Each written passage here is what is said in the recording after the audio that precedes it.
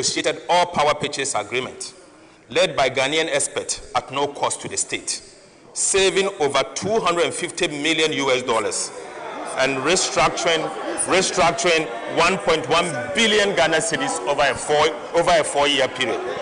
Mr. Speaker, government is now fully current on payment, clearing $300 million in 2025 year to date, and allocating $345 million for 2026. Mr. Speaker, for the first time, we are not accruing new arrests in energy sector. Solar tariffs projects like BXC and Mineji have dropped from 18 to 6.5 cents per kilowatt hour, cutting costs and expanding access. Mr. Speaker, this was achieved as part of the renegotiation. Mr. Speaker, the Electricity Company of Ghana revenues has risen almost 90% from 900 million to 1.7 billion Ghana cedis per month, thanks to better enforcement of the cash waterfall mechanism. Mr. Speaker, I repeat, ECG's revenue has improved by almost 90% per month, from 900 Ghana cedis per month to 1.7 billion Ghana cedis per calendar month. Mr. Speaker, I'll now give you an update on the audit of arrears and payables. Mr. Speaker, upon assuming office, government was confronted with outstanding arrears and payables totaling 68.8 billion Ghana cedis, comprising 50.5 billion in unpaid invoices and interim payment certificate, IPCs, and 18.3 billion in outstanding bank transfer advices, BTs. Mr. Speaker, in fulfillment of our pledge to protect the public purse and ensure value for money, we commissioned the Auditor General, working directly with PwC and EY, to conduct an independent validation of these arrests and commitment. Mr. Speaker, as I informed this August House during the media review of the 2025 budget, this special audit covered all verified arrests and commitment as at end December 2024. The objective was to establish the legitimacy of the claims, identify irregularities, and address the fiscal risk arising from the accumulation of these arrests and outstanding commitment. Mr. Speaker, the exercise has now been completed, and the Auditor General is finalizing his report for submission to Parliament. But, Mr. Speaker, the findings are troubling and very damning. Very damning. Mr. Speaker, out of the 68.8 billion, Mr. Speaker, I'll give headline numbers whilst we wait for the Auditor General to submit the report next week. Mr. Speaker, out of the 68.8 billion payable submitted for audit, 47.8 billion cedis was validated. Mr. Speaker, an additional 8.6 billion Ghana cedis remains under review, pending further validation due to inadequate documentation, missing third-party confirmation, and lack of supporting document. Mr. Speaker, these yet to be validated claims may be legitimate, but further evidence will be required before they can be recognized. But, Right Honorable Speaker, about 10.4 billion Ghana cedis in claims were rejected. The Speaker, due to duplications, recycled IPCs, inflated invoices, falsified stores receipt advice, and instances of no work but demanding money. Right Honorable Speaker, out of the rejected amount, about 1 billion Ghana cedis, comprising BTAs, bank transfer advices, that had already been processed by the Ministry of Finance and were ready for payment by the Controlling Accountant General and Bank of Ghana, were rejected. The Speaker, without this audit, these claims would have been paid, underscoring the importance of vigilance and verification. Mr. Speaker, about 2 billion Ghana cedis was also reclassified from claims to BTAs. Right Honorable Speaker, the report is ready and it will be submitted and the detail may be discussed by this House. Mr. Speaker, this audit has not only saved the nation billions in potential losses, but also restored accountability, strengthened expenditure controls, and reaffirmed this government's unwavering commitment to fiscal discipline and transparency. Mr. Speaker, we have identified an abuse in the use of import declaration forms, IDFs. Mr. Speaker, I'll give you the update. Right Honorable Speaker, our investigation into Ghana's import system exposed a staggering abuse of import declaration forms, a tool meant to support legitimate trade, but now hijacked for illicit transfers and tax evasion.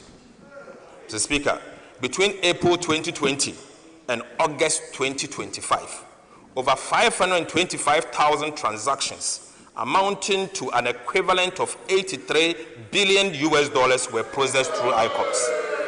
Mr. Speaker, surprisingly, this amount of $83 billion were transferred from Ghana in the name of imports. But surprisingly, Mr. Speaker, only 10,440 of these transactions were linked to actual imports. Mr. Speaker, an equivalent of $31 billion in transactions were transferred abroad with no goods imported into the country. Mr. Speaker, this leaks bleeds our reserves, weakens the Ghana cedi, and deprive the economy of resources that should have been used to build schools, roads, and hospitals. Mr. Speaker, the audit also reveals that some importers underdeclared values to hide about 76 billion cedis in imports, denying Ghana about 11 billion Ghana cedis in potential revenue between 2020 to 2025 August. Mr. Speaker, other importers inflated transfer values, aided by some banks that ignored the $200,000 ceiling set by the central bank. Over 17,700 IDF applications broke this limit, channeling an equivalent of about 20 billion United States dollars in unverified transactions out of Ghana. Right Honorable Speaker, this was not a loophole. Mr. Speaker, I repeat, this was not a loophole. It was an organized system for exploitation. In fact, an organized crime. Mr. Speaker, persons and institutions behind these activities are being referred to the Attorney General, Economic and Organized Crime Office, the FIC, and CID for investigation. Mr. Speaker, also, the Ghana Revenue Authority will establish a special recovery unit to reclaim all this lost revenue between this period. Right Honorable Speaker, government has since acted decisively. An interagency committee will now audit all imported related transfers going forward. The Bank of Ghana will also match every forex transfer with verified import data. Mr. Speaker, we are drawing a hard line. Every dollar leaving Ghana must deliver real value for the people of Ghana. Mr. Speaker, Ghana's public debt is firmly on downward path. Mr. Speaker, by October 2025, total debt had fallen from 726.7 billion Ghana cedis, or 61.8% of GDP in 2024, to 630.2 billion Ghana cedis, equivalent of 45% of GDP. Mr. Speaker, marking one of the sharpest decline in our history. Mr. Speaker, for the first time in over a decade, we have recorded a negative rate of debt accumulation from a positive 19.1% in 2024 to a negative 13.3% in 2025. Mr. Speaker, this turnaround reflects fiscal discipline, prudent borrowing, and stronger cedi, showing that Ghana's reforms are being measured, Mr. Speaker, and they are showing results. At home, domestic debt market has rebounded.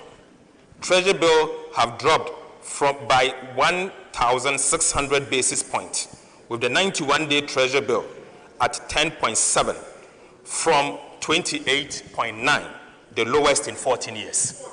Mr. Speaker, government has paid 20.3 billion Ghana cedis in bond coupons, restoring trust and market liquidity. Mr. Speaker, Eurobond prices are up by 17%, yield down by 300 basis points, and investor confidence is back. Mr. Speaker, Ghana has entered a new era of debt sustainability, anchored on discipline, transparency, and fiscal sovereignty. Mr. Speaker, I'll give an update on sovereign credit ratings. Right Honorable Speaker, all three major international rating agencies have upgraded Ghana's, affirming new faith in our macroeconomic management. In June 2025, Fitch lifted Ghana from restricted default to B-. Again, Moody's in October upgraded Ghana to CAA1. And Mr. Speaker, in November, a couple of weeks ago, S&P also upgraded Ghana to B-/B. Mr. Speaker, together, these upgrades marks a global vote of confidence. Ghana is once again credible, stable, and open for business. Mr. Speaker, I take you to monetary and financial sector performance. Right Honorable Speaker, monetary policy in 2025 stayed tight but effective, thanks to prudent management by the central bank and the governor. Mr. Speaker, the Bank of Ghana cut broad money growth to 16.6% and base money to 4.5%, sterilizing 55 billion Ghana cedis to stabilize the cedi and lock in the lowest inflation in 4 years.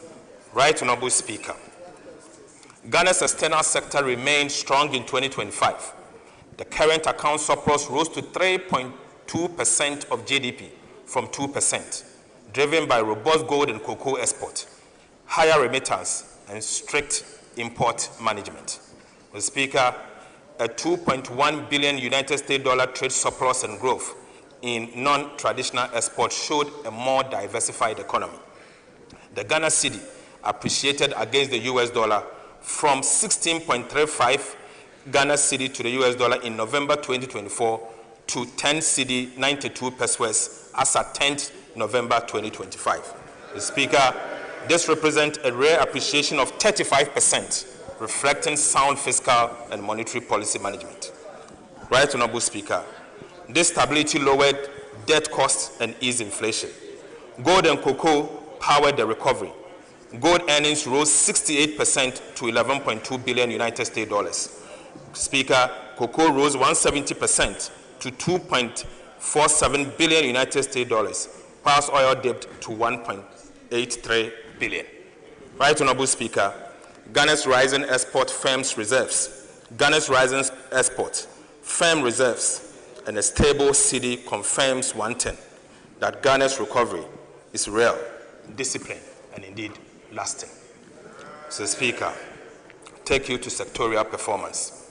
Right Honorable Speaker, the story of Ghana's economic recovery in 2025 is best told through the work of our ministries, departments, and agencies. Across every sector, from agriculture and industry to governance, infrastructure and human development, performance in 2025 reflects disciplined execution and innovation. Mr. Speaker, our task now is to sustain this momentum.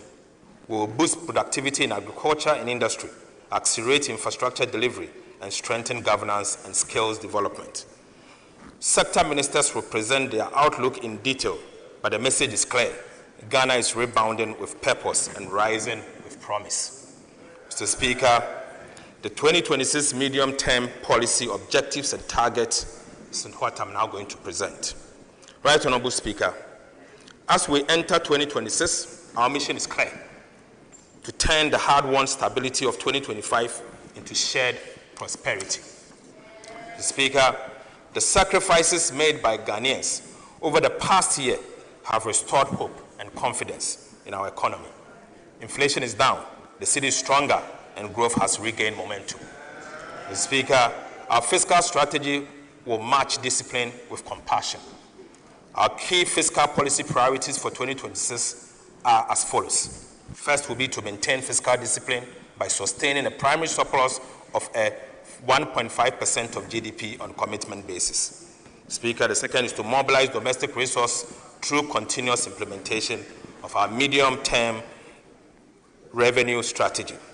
Speaker, will promote value for money and rationalize spending, ensuring that every city delivers value for citizens whilst eliminating leakages and inefficiency. And finally, Mr. Speaker, protect priority social spending in education, health and social protection to shield the poor and sustain human capital development. Mr. Speaker, in 2026, our monetary and exchange rate strategy will safeguard stability and drive growth, keep inflation low, the city strong, and confidence high. And that will be our monetary and exchange rate strategy. Mr. Speaker, the Bank of Ghana will stay data-driven and cautious, holding inflation within the targeted band of 8 ± 2 and easing only when safe. Speaker, the central bank is doing a good job. Right Honorable Speaker, to advance our medium-term macroeconomic goal of stability, resilience, and shared prosperity, government has set bold but achievable macroeconomic target for 2026 fiscal year and the medium term. Mr. Speaker, over the medium term, from 2026 to 2028, real GDP is set to rise steadily, averaging about 4.9% at the minimum. Non-oil GDP is programmed to grow around 5% at the minimum. Mr. Speaker, inflation will stay within 8 ± 2% targeted band, reflecting a firm grip on price stability. Mr. Speaker, the fiscal balance will remain strong, with the primary surplus of 1.5% of GDP from 2026 onwards. And right Honorable Speaker, gross international reserves are expected to provide at least 3 months of import cover over the medium term. Right Honorable Speaker, for the year 2026, we will achieve the following at the minimum. Real GDP growth of at least 4.8%, driven by continued expansion in infrastructure and service sectors, agriculture as well. Non-oil GDP, Mr. Speaker, at least 4.9%. NDI inflation for next year will be at least 8% ± 2. Mr. Speaker, primary surplus of 1.5% of GDP on commitment basis in line with our fiscal responsibility framework to sustain discipline and debt sustainability. Gross international reserves of not less than 3 months of import cover, covering a strong external sector and a strong defense for the Ghana city. Mr. Speaker, Ghana's fiscal strategy over the medium term is to lock in stability and turn it into lasting growth. From 2026, government will sustain a primary surplus of at least 1.5% of GDP on commitment basis each year, anchoring fiscal discipline and debt sustainability. Mr. Speaker, revenue and grant are projected to rise from 16.4% of GDP in 2025 to 16.9% in 2026, reaching 17% by 2029, driven by stronger tax administration. Right Honorable Speaker, our focus is on expanding the tax net, not overburden existing taxpayers. Mr. Speaker, expenditure growth will remain disciplined, rising modestly from 15% of GDP in 2025 to 15.4% in 2026. As a result, the fiscal deficit will narrow sharply from 2.8% of GDP in 2025 to 2% in 2026 and 2.1% by 2029. Mr. Speaker, in 2026, government will target a primary surplus of 1.5% of GDP, consistent with our fiscal anchor. The overall fiscal deficit on commitment basis is projected at 2.2% of GDP. On cash basis, the overall fiscal deficit is projected at 4% of GDP. Mr. Speaker, this fiscal stance balances consolidation with growth, maintaining discipline while safeguarding resources for productive investment under the Big Push Infrastructure Program and other national priorities. Mr. Speaker, I now take you to revenue mobilization for 2026. Right, Honorable Speaker, in 2026, government expects to collect total revenue and grant of 268.1 billion Ghana cedis, up from 226.7 billion in 2025, a strong 18.3% increase. Non-oil tax revenue, the backbone of domestic mobilization, is projected at 216.1 billion Ghana cedis, growing on the back of improved compliance and enforcement. Oil and gas receipts are expected to contribute 13.6 billion Ghana cedis, supported by steady global prices. The Speaker, non-tax revenue is projected at 20.9 billion, with 18.2 billion retained by ministries, departments, and agencies to sustain essential service. The Speaker, additional inflows from Senate transfers and energy sector levies are estimated at 14.4 billion Ghana cedis, whilst development partners grant will add 3.1 billion to fund key projects. The Speaker, total expenditure on commitment basis for 2026 is projected at 302.6.5 billion Ghana cedis, equivalent to 18.9% of GDP, up from 251.7 billion Ghana cedis in 2025. Primary expenditure stands at 244.7 billion, or 15.3% of GDP, reflecting targeted spending that drives growth and delivers value. Compensation of employees is projected at 90.3 billion Ghana cedis, ensuring fair remuneration for public servants. The Speaker, 13.2 billion have been allocated for goods and services to improve efficiency across MDAs. Right, Honorable Speaker, capital expenditure will rise sharply to 57.5 billion Ghana cedis, or 3.6% of GDP, led by the Big Push Infrastructure Program, which alone will absorb 30 billion Ghana cedis for road development.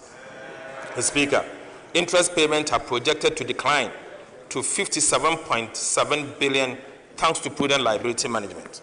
The Speaker, grant to statutory funds, energy payment, and other essential transfers totals 63.6 billion Ghana cedis, whilst ESLA and IPP commitments are estimated at 19.7 billion Ghana cedis.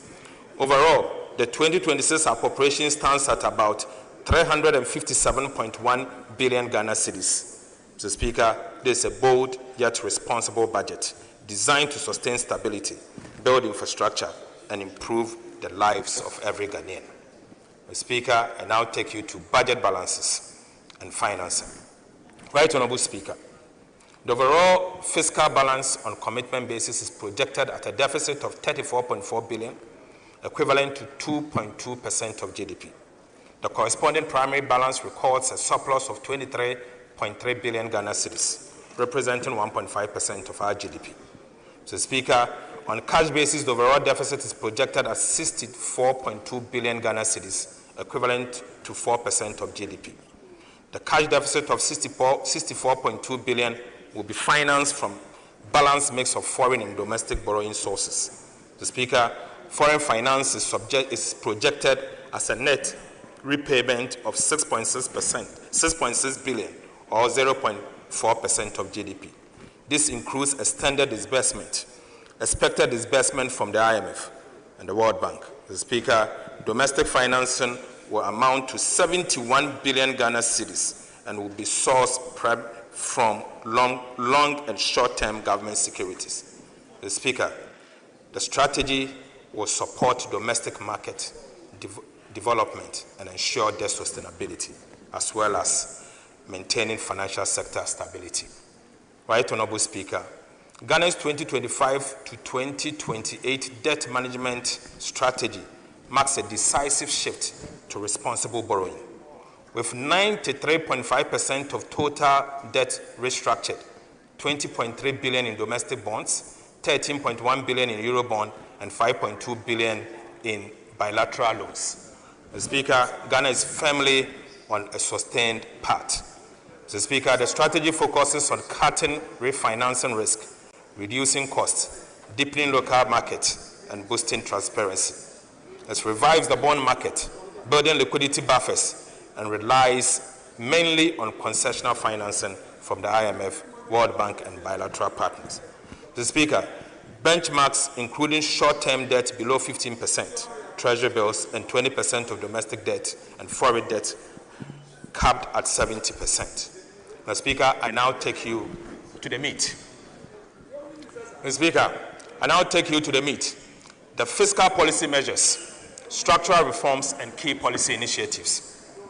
Right Honourable Speaker, the choices we made in 2025 have restored macroeconomic stability, built trust in our fiscal institutions, and rekindled the hope of our country. The task before us now is to turn that stability into sustained progress and to make growth felt in every home, every community, and every enterprise. Mr. Speaker, the 2026 budget represents the next phase of our national renewal, a practical, forward-looking plan to consolidate the gains, accelerate transformation, and secure prosperity for all Ghanaians. It is the next chapter in building the Ghana we want, a nation that works around the clock, creates opportunities for all, and protect the dignity and dreams of every citizen. Right Honourable Speaker, permit me to reaffirm government 3 key priorities for 2026. First, consolidation of macroeconomic stability. Second, we will accelerate economic transformation and job creation. And finally, we will strengthen the security and social sectors for inclusive growth. Mr. Speaker, this budget builds on the stability of 2025 and channels it into action that delivers more jobs, better infrastructure, stronger industries, and better public service. Mr. Speaker, the budget moves Ghana from recovery to transformation and from promises to progress. Right Honourable Speaker, let me now outline the core policy measures, structural reforms, and key policy initiatives that will drive this transformation, each one designed to deliver tangible results, reduce the cost of living, empower businesses, and create decent jobs. First, on the fiscal policy measures and structural reforms. Mr. Speaker, government remains steadfast in the commitment to restore and sustain fiscal stability as the foundation for inclusive growth. Our focus for 2026 and the medium term is to maintain a primary surplus of 1.5% of GDP on commitment basis. We are pursuing a disciplined, data-driven fiscal strategy, one that raises more revenue, spend better, and protect the most vulnerable while safeguarding long-term stability. Mr. Speaker, to achieve our fiscal target for 2026 and the medium term, government will implement a comprehensive set of revenue, expenditure, and structural measures underpinned by transparency and accountability. Mr. Speaker, on the revenue side, government will deepen domestic resource mobilization through the implementation of the medium-term revenue strategy. In addition, government will undertake comprehensive VAT reforms. Will also tighten enforcement of tax arrests and exemptions, ensuring that all eligible entities pay their fair share. Mr. Speaker, these measures are expected to lift non-oil revenue to 15.7% of GDP in 2026 from a projected 15.1% of GDP in 2025. Mr. Speaker, take you to VAT reforms. In 2025 budget and the media fiscal policy review, government made a firm promise to reform Ghana's value-added tax system, to make it fairer, simpler, and more efficient. We pledge to remove distortions, addressing the cascading effect inherent in the VAT system, strengthen compliance, and create a tax regime that supports both businesses and fiscal stability. These distortions have negatively impacted overall welfare, increased the deadweight loss in the economy, and significantly reduced VAT compliance. Today, Mr. Speaker, I'm proud to report to this House that we have finally delivered on that promise. Mr. Speaker, After months of detailed analysis and broad consultations with stakeholders, we have completed the design of modernized VAT system fit for Ghana's economic transformation agenda. Mr. Speaker, government is therefore submitting to this House today and for approval, Mr. Speaker, a bold package of VAT reforms that will make our tax system more equitable, transparent, and business-friendly. Right, Honorable Speaker, the new VAT reforms will do the following. We will abolish the COVID-19 health recovery levy. Mr. Speaker, we will abolish the decoupling of GET Fund and National Health Insurance levies from the VAT tax base. Mr. Speaker, we will abolish VAT on recognizance and prospecting of minerals. Mr. Speaker, we will reduce the effective VAT rate from 21.9% to 20%. Mr. Speaker, we will raise the VAT registration threshold from 200,000 to 750,000 cedis. Mr. Speaker, we will extend VAT zero rating on the supply of local manufacturing textiles to 2028. Mr. Speaker, for emphasis, we promise to abolish the COVID-19 levy. With the support of this House, Mr. Speaker, I'm proud to say that I'm happy to announce that today, COVID-19 levy is accordingly abolished.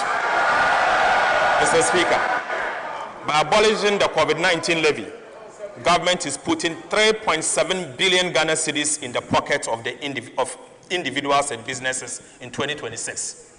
Mr. Speaker, these reforms will also reduce the cost of doing business by 5% as a result of subjecting GET Fund and NHIL levies to input-output deductibility for businesses, Mr. Speaker. Altogether, the VAT reforms is expecting to give back nearly 6 billion Ghana cedis to businesses and households. We'll give it to you. Give it to you. 6 billion cedis, Mr. Speaker.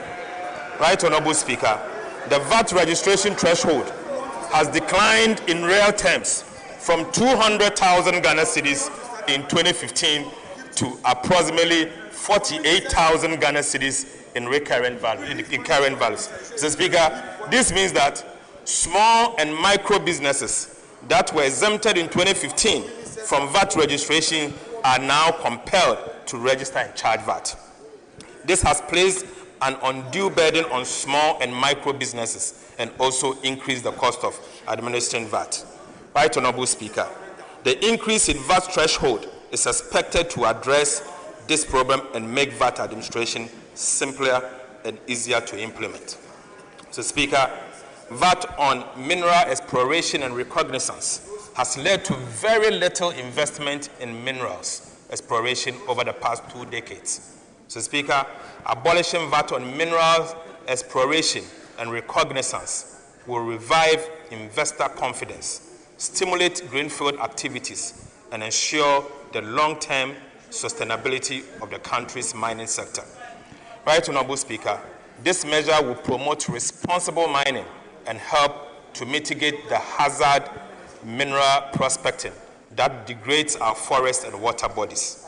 So, Speaker, to support the domestic textiles industry, government zero-rated the VAT on supply of local manufactured textiles, which is due to end in December 2025.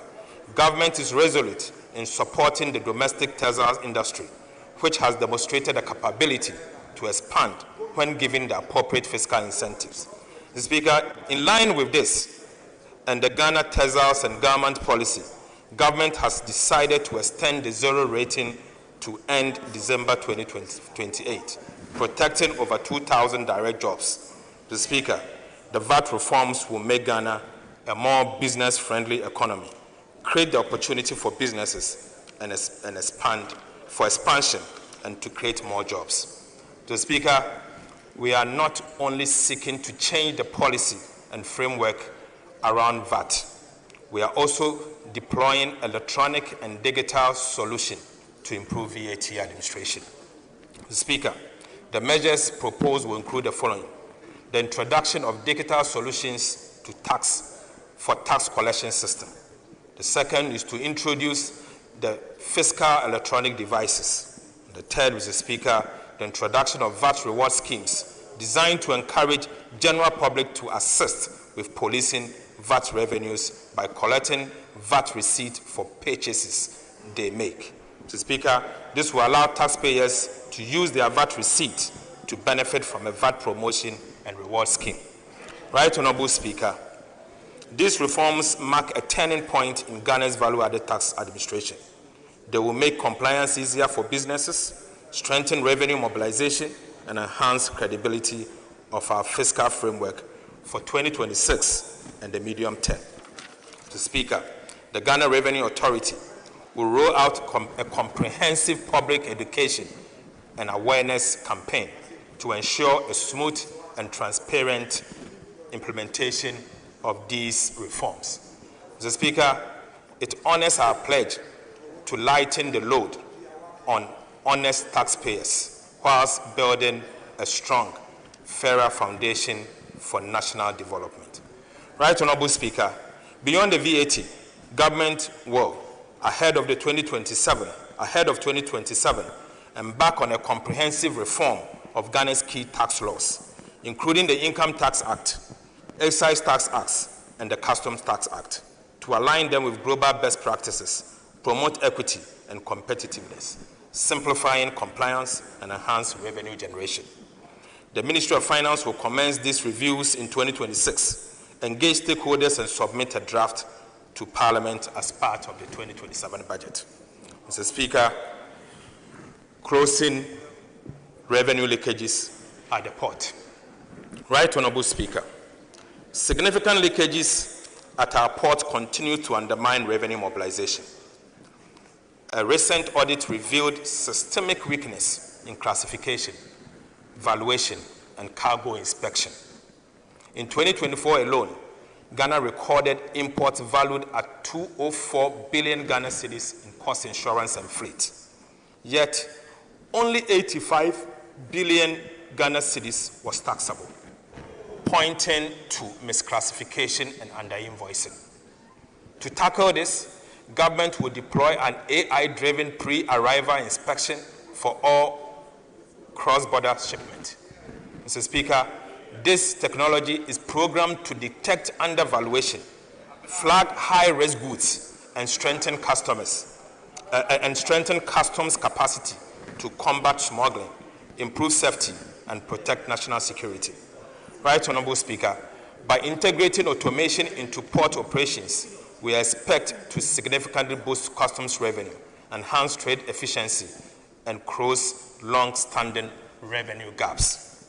Mr. Speaker, on the expenditure front, we will continue to rationalize spending by eliminating low-value programs and streamline earmarked funds, freeing space for critical priority projects such as roads, energy, agriculture, and education. Mr. Speaker, every cedi saved will be redirected to projects that create jobs and delivers tangible benefit for Ghanaians. Mr. Speaker, to achieve this and support the fiscal sustainability agenda, key expenditure measures for the 2026 fiscal year are as follows. The first will be that we will contain recurrent expenditures by capping non-essential expenditures such as foreign travels, workshops, and vehicle procurement, and elimination of low-impact programs. Mr. Speaker, we will rationalize earmarked funds, reinforce commitment authorization, continue to strengthen social protection system by safeguarding allocation to LEAP. Mr. Speaker, we will prioritize capital investment in infrastructure, particularly in the area of big push. Right Honourable Speaker, on the structural reform side, we will pursue the following. Government will enforce sanctions under Section 96 to 98 of the Public Financial Management Act. The payroll validation exercise led by the Ministry of Finance in collaboration with the Controller and Accountant General will also be done. So, Speaker, comprehensive review and audit of the budget preparation and implementation process will be undertaken. We will implement recommendations from the comprehensive arrest and commitment audit by the Auditor General, aided by EY and PwC. Right Honourable Speaker, will strengthen fiscal discipline and accountability through the operationalization of Revised Fiscal Responsibility Act. Mr. Speaker, we will institutionalize quarterly expenditure reviews. Right Honourable Speaker, together, these measures will ensure that Ghana lives within its means, mobilize resources fairly, and spend efficiently. Fiscal discipline is not an end in itself. It is the bridge between stability and progress, between policy and real improvement in the lives of our people. Right Honorable Speaker, the real value of Ghana's procurement threshold has eroded over time, trapping even small projects in slow, expensive approval cycles. The Speaker, the last review was in 2016. Since then, inflation and currency depreciation have made it nearly impossible for district assemblies, for example, to deliver basic community projects efficiently. The Speaker, the government is therefore updating procurement thresholds under the Public Procurement Act to restore their values and match today's market realities. Right Honorable Speaker, years of inflation and weak oversight have drained real value from public spending. Too often, projects are overpriced, delayed, or abandoned because scrutiny comes only after money is spent. To fix this, government will establish an independent value for money office, a permanent guardian of efficiency, accountability, and fiscal integrity. Speaker, it will certify major projects before approval, monitor delivery, and evaluate results to ensure every city delivers measurable value. The office will enforce cost benchmarks, require public VFM certificate for contracts, and coordinate with the Auditor General, the Public Procurement Authority, and Internal Audit Agency to impose penalties for waste and fraud. Right Honorable Speaker, the Value for Money Transparency Portal will publish certified projects and citizen feedback in real times. Mr. Speaker, this reform will save up to 3 billion Ghana cedis a year, cut contract inflation, and rebuild public trust. Mr. Speaker, the Value for Money Office is not just another agency. It is Ghana's watchdog for prudent spending and real results. Mr. Speaker, we will be making the following amendment. Right Honorable Speaker, Ghana's petroleum wealth must work harder for its people. Since 2011, our petroleum funds have earned barely 1% annually. Mr. Speaker, unfortunately, it proves that parking them only in low-risk foreign securities limits value creation. To change this, government would designate additional qualifying investment instrument under the Petroleum Revenue Management Act. This will allow a portion of the petroleum fund to be invested in commercial viable domestic energy projects, such as gas and power infrastructure, that will drive industrialization and jobs whilst improving long-term returns. Mr. Speaker, this reforms follows global best practices. Sovereign funds in Saudi Arabia, Nigeria, and UAE now channel savings into productivity investment that powers growth. Mr. Speaker, Ghana must do same. The new framework will maintain strict safeguards, transparency, and performance audit to ensure every dollar earns real value. Right Honorable Speaker, this is the mindset shift from passive savings and earnings to productive investment, from idle reserves abroad to energy that powers Ghana's future. Mr. Speaker, that is the way we are going to go. Our oil wealth must not sit idle. It must build, and must build our country. Mr. Speaker, I now take you to public debt management initiatives and reforms in 2026. Right Honorable Speaker, 2026 marks a new phase in Ghana's public debt management, one defined by foresight, discipline, and innovation. After stabilizing our debt trajectory through strong fiscal performance and debt restructuring, government focus now shifts to building resilience. We are putting in place modern tools and systems to ensure that every borrowing decision supports growth, safeguards sustainability, and protects the public purse for future generations. Mr. Speaker, one of the key priorities for 2026 is to strengthen liability management in the domestic debt management market. Mr. Speaker, upon expiration of domestic debt exchange program restrictions in 21st February 2026, government will re-enter the domestic debt market strategically. Mr. Speaker, the immediate objective is to reduce our dependence on short-term treasury instruments, lower rollover risk, and create fiscal space for productive investment. Right Honourable Speaker, as part of the strategy to re-enter the domestic bond market, government will begin the issuance of domestic infrastructure bonds to fund critical infrastructure in the 2026 budget and beyond. Mr. Speaker, through buybacks, targeted cash management, we will actively smoothing the reprofiling, smoothing the maturing reprofile of domestic debt and lower interest costs in line with our medium-term debt management strategy.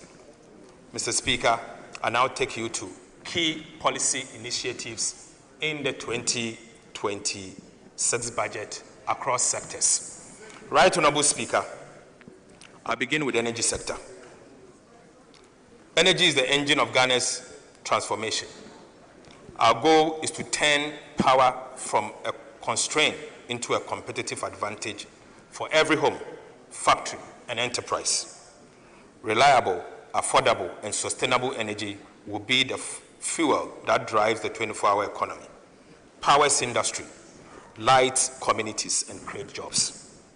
Through bold reforms, strategic investment, and smarter management, government is building an energy system that not only keeps the light on, but propels inclusive growth across every corner of our country.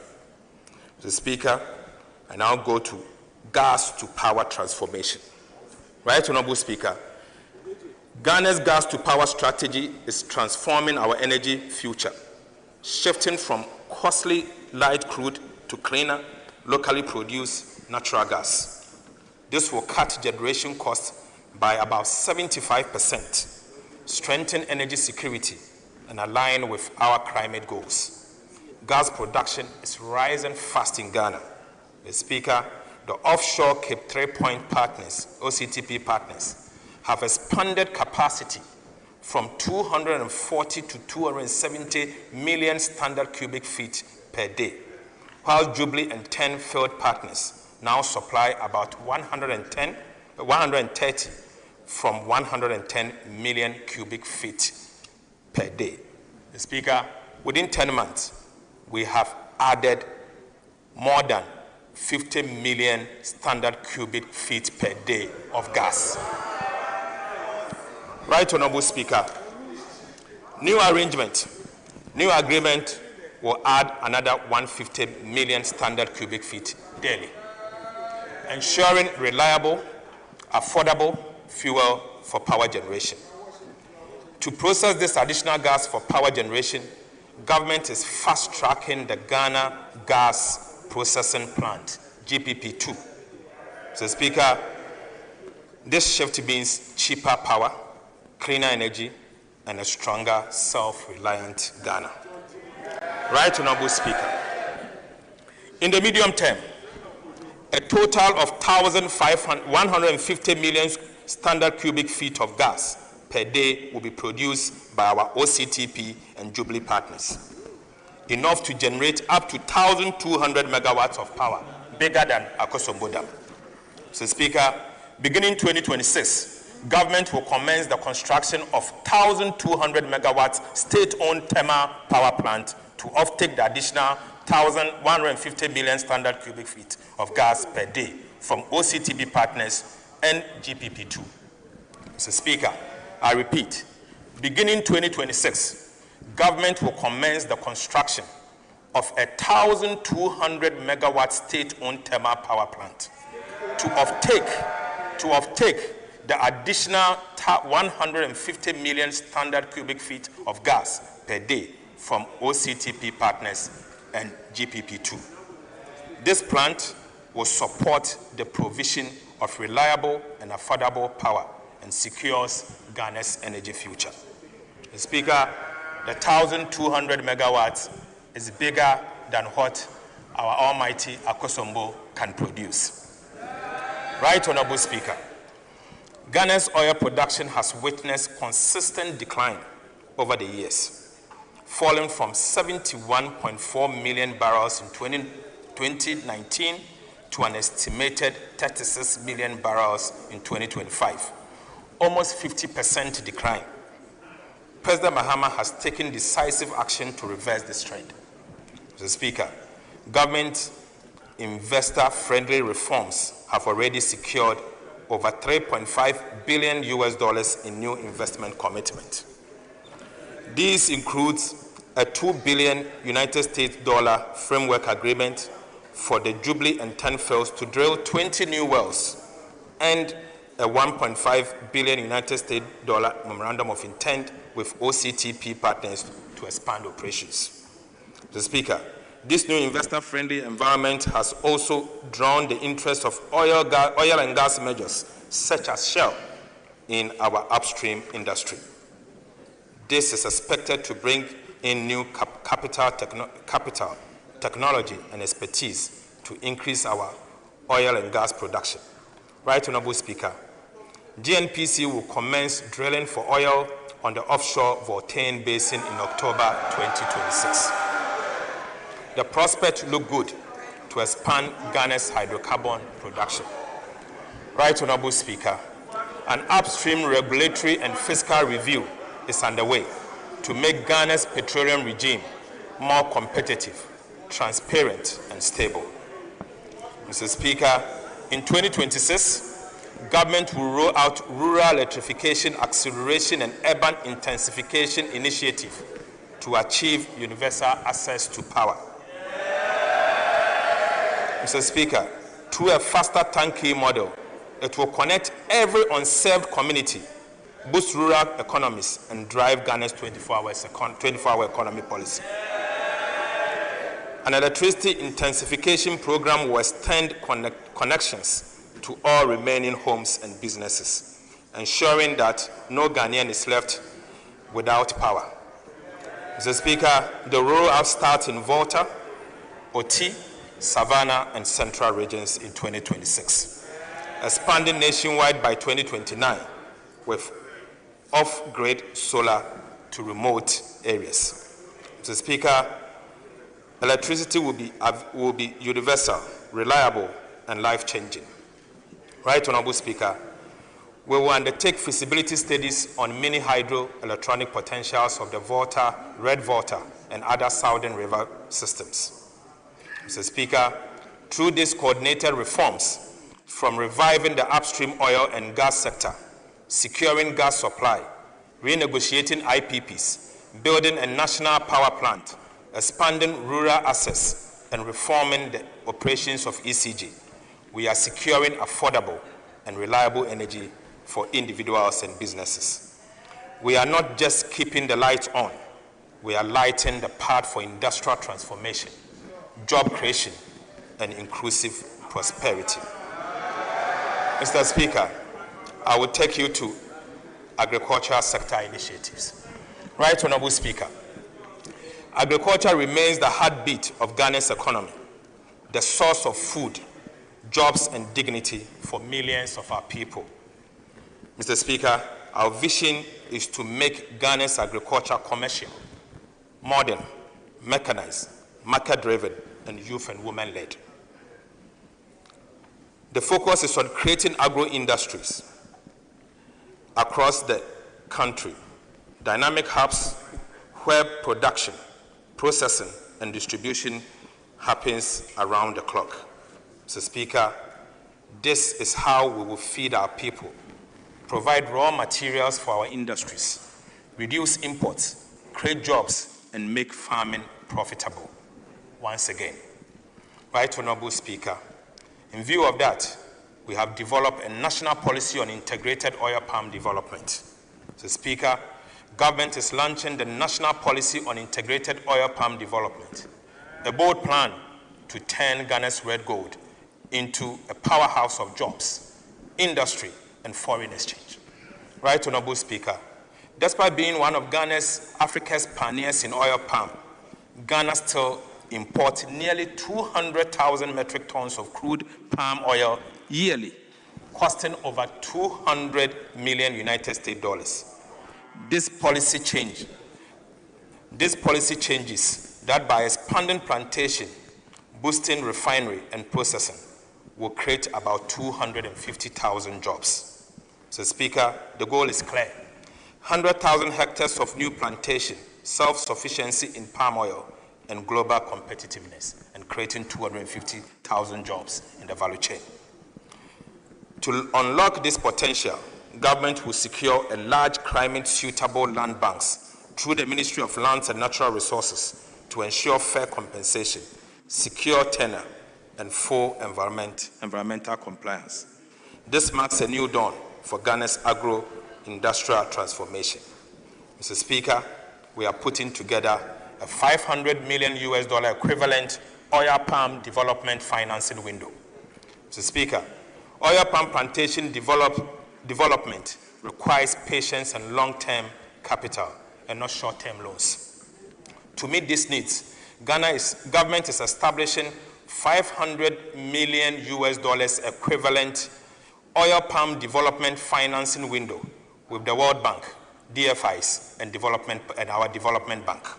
So, Speaker, it will offer long-term, low-interest financing, 5-year grace period, and cover up to 70% of project costs, targeting only sustainable, job-creating ventures. Right, Honorable Speaker, smallholder farmers will be at the center of this policy. Mr. Speaker, through our Outgrower Partnership Scheme, they will access improved seedlings, mechanization, credit, and guarantee offtake at a fair price. Right, Honorable Speaker, the Tree Crops Development Authority, Oil Palm Research Institute, OPRI, and the Ghana Exim Bank will provide technical support, research, financing, backed by smallholder support fund for women and youth to enter into this function. So, Speaker, the Tree Crops Development Authority will regulate production, whilst OPRI develops the high-yield varieties. A tax stamp regime for edible oils will be introduced to curb smuggling and protect local production. So, Speaker, together, these reforms will make Ghana self-sufficient, export-ready, and regional leader in sustainable palm oil by 2032. Right, Honorable Speaker, this policy is more than agriculture. It is a blueprint for industrialization, rural transformation, and shared prosperity. Ghana has the land. We have the people. This adds the vision. This adds the vision to turn every palm planted into a lasting prosperity. So, Speaker, we will establish farmer service centers. Right, Honorable Speaker, under the Farmer Service Centers initiative, the government will provide agriculture mechanization machinery for 50 agricultural districts with over 4,400 different machineries. So, Speaker, these machineries will include the following. So, Speaker, we'll be getting 660 tractors, 3,000 tractor trailers, 200 mini tractors, 200 mini tractor trailers, 200 mini tractor tillers, 200 mini tractor cultivators, 200 mini tractor plows, 200 mini tractor harrows, 200 mini tractor catabars, Mr. Speaker, 200 mini tractor mowers, 463 disc plows, Right, Honorable Speaker, 204 disc plows, 330 16 disc harrows, 1,000 kg mineral fertilizer spreaders, 104 row precision seed drills, 106 row precision seed drills, 132 row pneumatic seed drills, 300 800-liter boom sprayers, 50 combined harvesters, 50 maize headers for combined harvesters, and Mr. Speaker, will also provide 25 soil header for combined harvesters. Right Honorable Speaker, our farmers always cried, Mr. Speaker, our farmers have always carried Ghana on their shoulders. With this investment, we are returning the favor, giving them the tools, technology, and support to carry the nation into a future of food security and prosperity. Mr. Speaker, the transformation has begun. Agriculture is not just an occupation. It is the engine of Ghana's renewal. Mr. Speaker, in response to the food glut across the country, President Mahama has directed the immediate release of an additional 200 million Ghana cedis to Food Buffer Stock Company to purchase and store the excess food to protect the investment and income of our cherished food, crops, and poultry farmers. The Speaker, that will be processed ASAP. Right Honorable Speaker, President Mahama has also directed that all schools from basic to secondary to purchase rice, maize, chicken, and eggs produced in Ghana only. Mr. Speaker, I repeat, President Mahama has also directed that all schools from basic to secondary schools to purchase rice, maize, chicken, and eggs produced in Ghana only. Right Honorable Speaker, the Ministry of Education, the Ghana Education Trust Fund, the School Feeding Program, the Free Secondary Education Secretariat, and the National Food Buffer Stocks Company are accordingly directed to ensure strict compliance without fail. Mr. Speaker, I will now take you to the Big Push Infrastructure Program. Right Honorable Speaker, the Big Push Infrastructure Program, launched under the leadership of President Mahama, is Ghana's largest investment in modern infrastructure, valued at the equivalent of $10 billion United States dollars. It is turning fiscal stability into visible progress by building roads, bridges, ports, and logistics. Mr. Speaker, in 2025, 13.8 billion Ghana cedis was dedicated to strategic road projects across all regions, guided by economic returns, equity, and alignment with 24-hour economy. Mr. Speaker, contractors are now on site on most of the projects. Mr. Speaker, these projects are expected to complete by May 2027, with payment assured within 30 days. Right Honorable Speaker, within 30 days of submitting IPCs. Mr. Speaker, the goal is clear: connect Ghana end to end, making infrastructure the backbone of industrialization and opportunity, from farms to factories and from homes to market.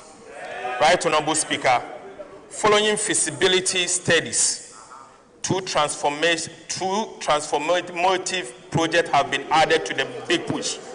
Mr. Speaker, they are the Accra-Kumasi Expressway and the Achi-Amamfrom-Adoso Bridge. Mr. Speaker, let me now provide some details about these two iconic infrastructure projects. Right Honorable Speaker, a flagship of the Big Push infrastructure program is Ghana's the Accra-Kumasi Expressway project, Ghana's first modern 6-lane bi-directional Class A expressway, stretching 198.7 kilometers. The Accra-Kumasi Expressway will link the capital to the Ashanti region through the Greater Accra and Eastern region, linking the south to the north. The Accra-Kumasi Expressway, which is on a new alignment, will reduce current travel distance by 50 kilometers, from 250 kilometers to 198.7 kilometers. Mr. Speaker, the Accra-Kumasi Expressway is also expected to have travel time between Accra and Kumasi, reducing transport costs by nearly 40%. Mr. Speaker, the Accra-Kumasi Expressway project alone is expected to create over 30,000 direct and indirect jobs during construction. Right, Honorable Speaker, beyond mobility, it will stimulate industrial parks, logistic hubs, and service economies along its route, powering the 24-hour economy and strengthening Ghana's competitiveness. Mr. Speaker, the expressway will feature 8 major interchanges, each designed to ease urban congestion and improve regional connectivity. The interchanges will be located at the Accra Hub, Adesso, Esaman Kese, Achem Oda, Ofuase, Lake Bosumtre, and Kumasi. Mr. Speaker, for emphasis, the expressway will feature 8 major interchanges, each designed to ease urban congestion and improve regional connectivity.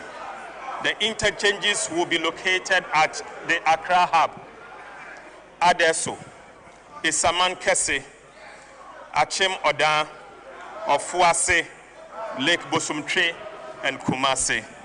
Mr. Speaker, it will also include 3 major bridges over the Birim and Pra rivers. Right, Honorable Speaker, the project will include 4 service areas equipped with emergency medical facilities, fire stations, maintenance and rescue centers, catering rest stops, fuel stations, electric vehicle charging stations, and parking lots. Right, Honorable Speaker, these facilities will operate 24 hours in line with our 24-hour economy program. Mr. Speaker, 2 modern 20-toll lane plaza, the Accra Mainline Toll Plaza and the Kumasi Mainline Toll Plaza will deploy automated systems to ensure efficient revenue collection and minimal delays. Mr. Speaker, the Accra-Kumasi Expressway will open up our dear country. Right, Honorable Speaker, the Adoso Echiamanfom Bridge and related road network will open up the farm prince to large-scale commercial agriculture. This is urgently required to unlock the agriculture and economic potential of the farm prince enclave. Mr. Speaker, government has also identified one of the major causes of food inflation to be bad roads linking food-producing enclaves to market. Mr. Speaker, as a result, government is announcing a 3-year program to construct 1,000 kilometers of agriculture enclave roads. Right, Honorable Speaker, the Agriculture Enclave Roads Program will be implemented by the Department of Feeder Roads under the Ministry of Roads and Highways. Mr. Speaker, the roads will be carefully selected and constructed in food processing enclaves only with the support of the Ministry of Agriculture.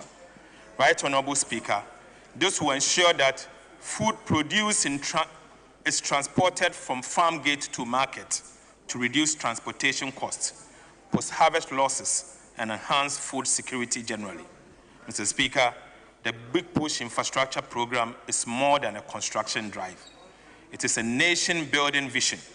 It will create thousands of jobs, empower local contractors, and strengthen linkages with domestic industries in agro-processing, manufacturing, and construction.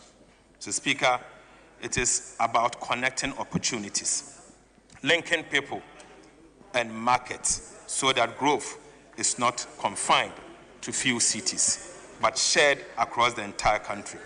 Right, Honorable Speaker, through the Big Push, we are proving that Ghana can build its way into prosperity. One road, one bridge at a time. Mr. Speaker, this is the era of infrastructure. Ghana will not only build to recover, but will build to transform.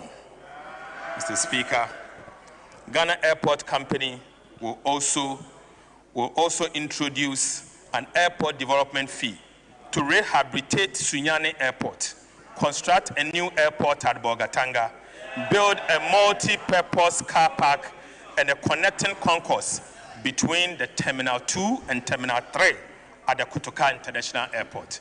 Mr. Speaker, land and natural resources are the foundation of Ghana's wealth and future.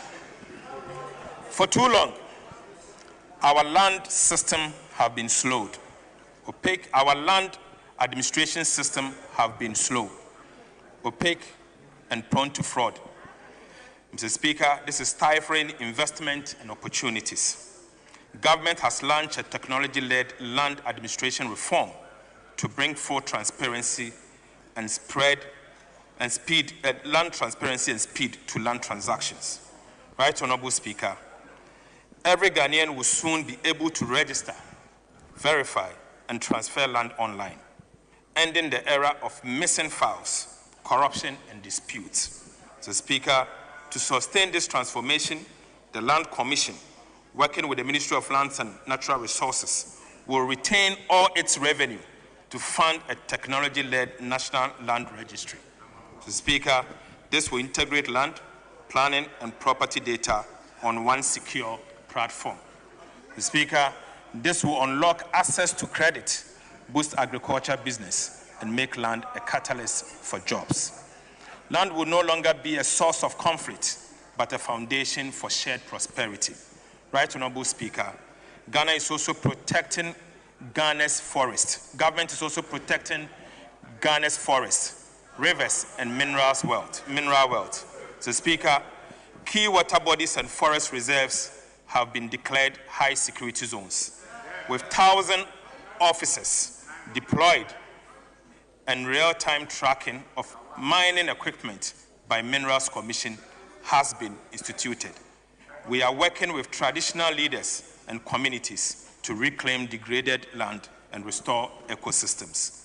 Mr. Speaker, in 2026, government will partner with private sector to reclaim 10,000 hectares using fast-growing tree species.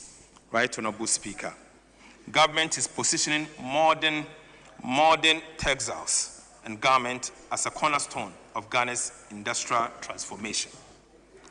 3 new garment factories in Bono East, Central and Eastern regions will be established to operate under the 24-hour economy.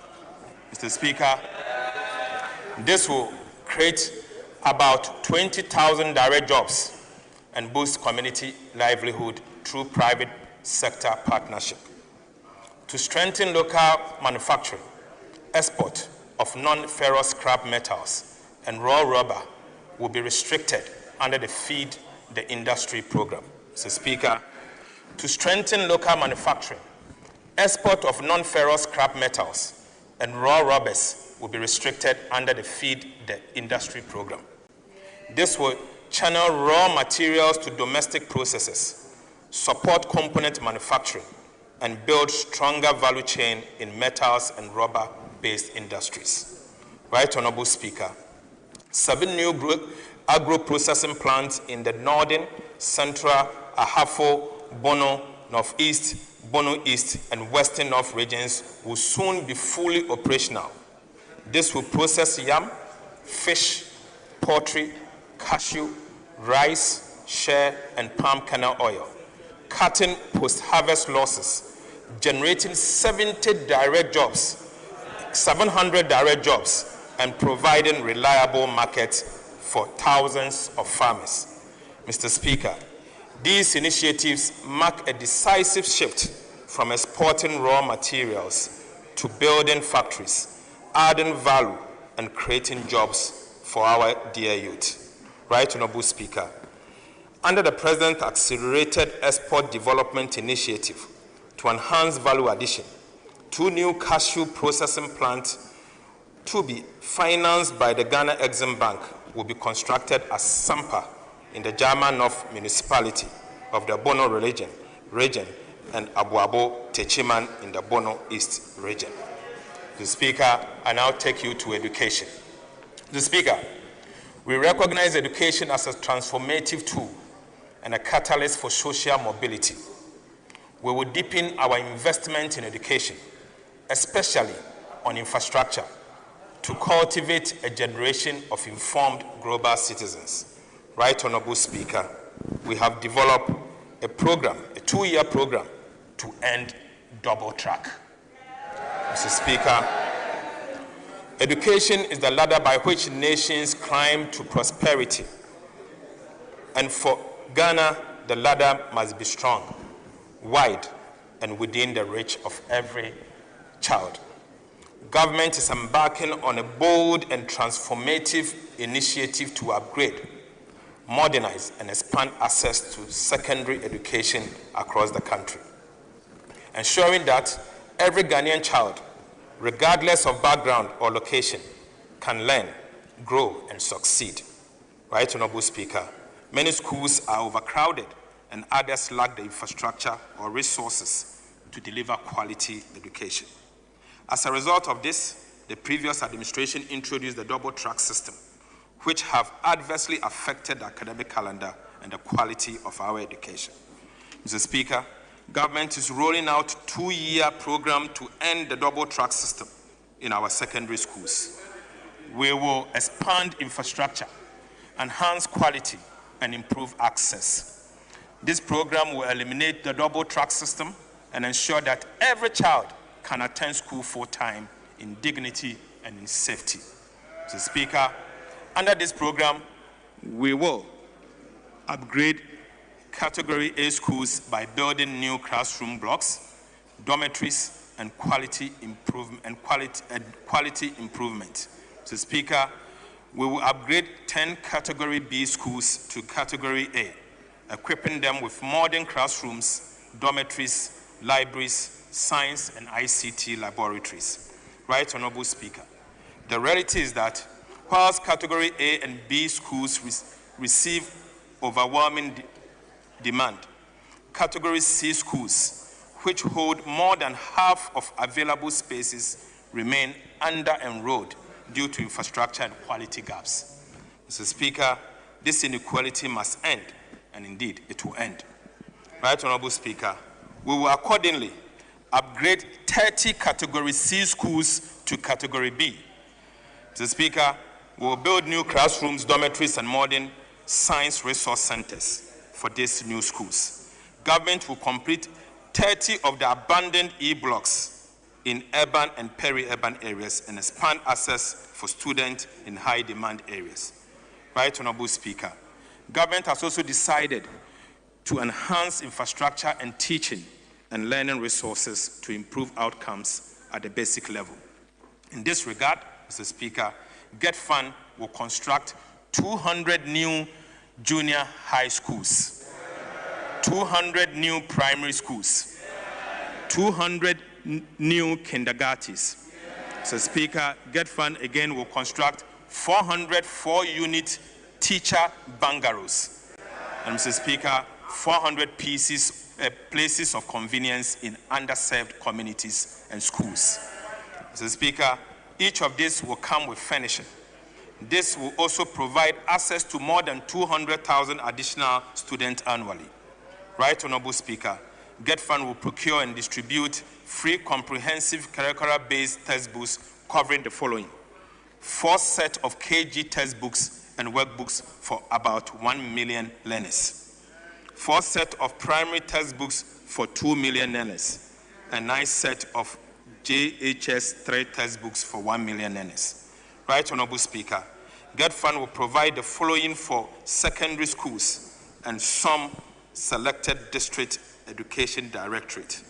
Mr. Speaker, Get Fund will supply 2 million pieces of metal mono decks and chairs, 200 unit 66-seater buses, 200 double cabin pickups, and 50 saloon cars. Right Honorable Speaker, President's economic diplomacy is yielding results. During his recent visit to China and Japan, he secured about 60 million United States dollars for the construction of a science and technology university in the Savannah region at Damango, Mr. Speaker, and a modern market at Aflao. Mr. Speaker, I now take you to the health sector initiatives. Right Honorable Speaker, health is the heartbeat of national development, and no country can build lasting prosperity without healthy population.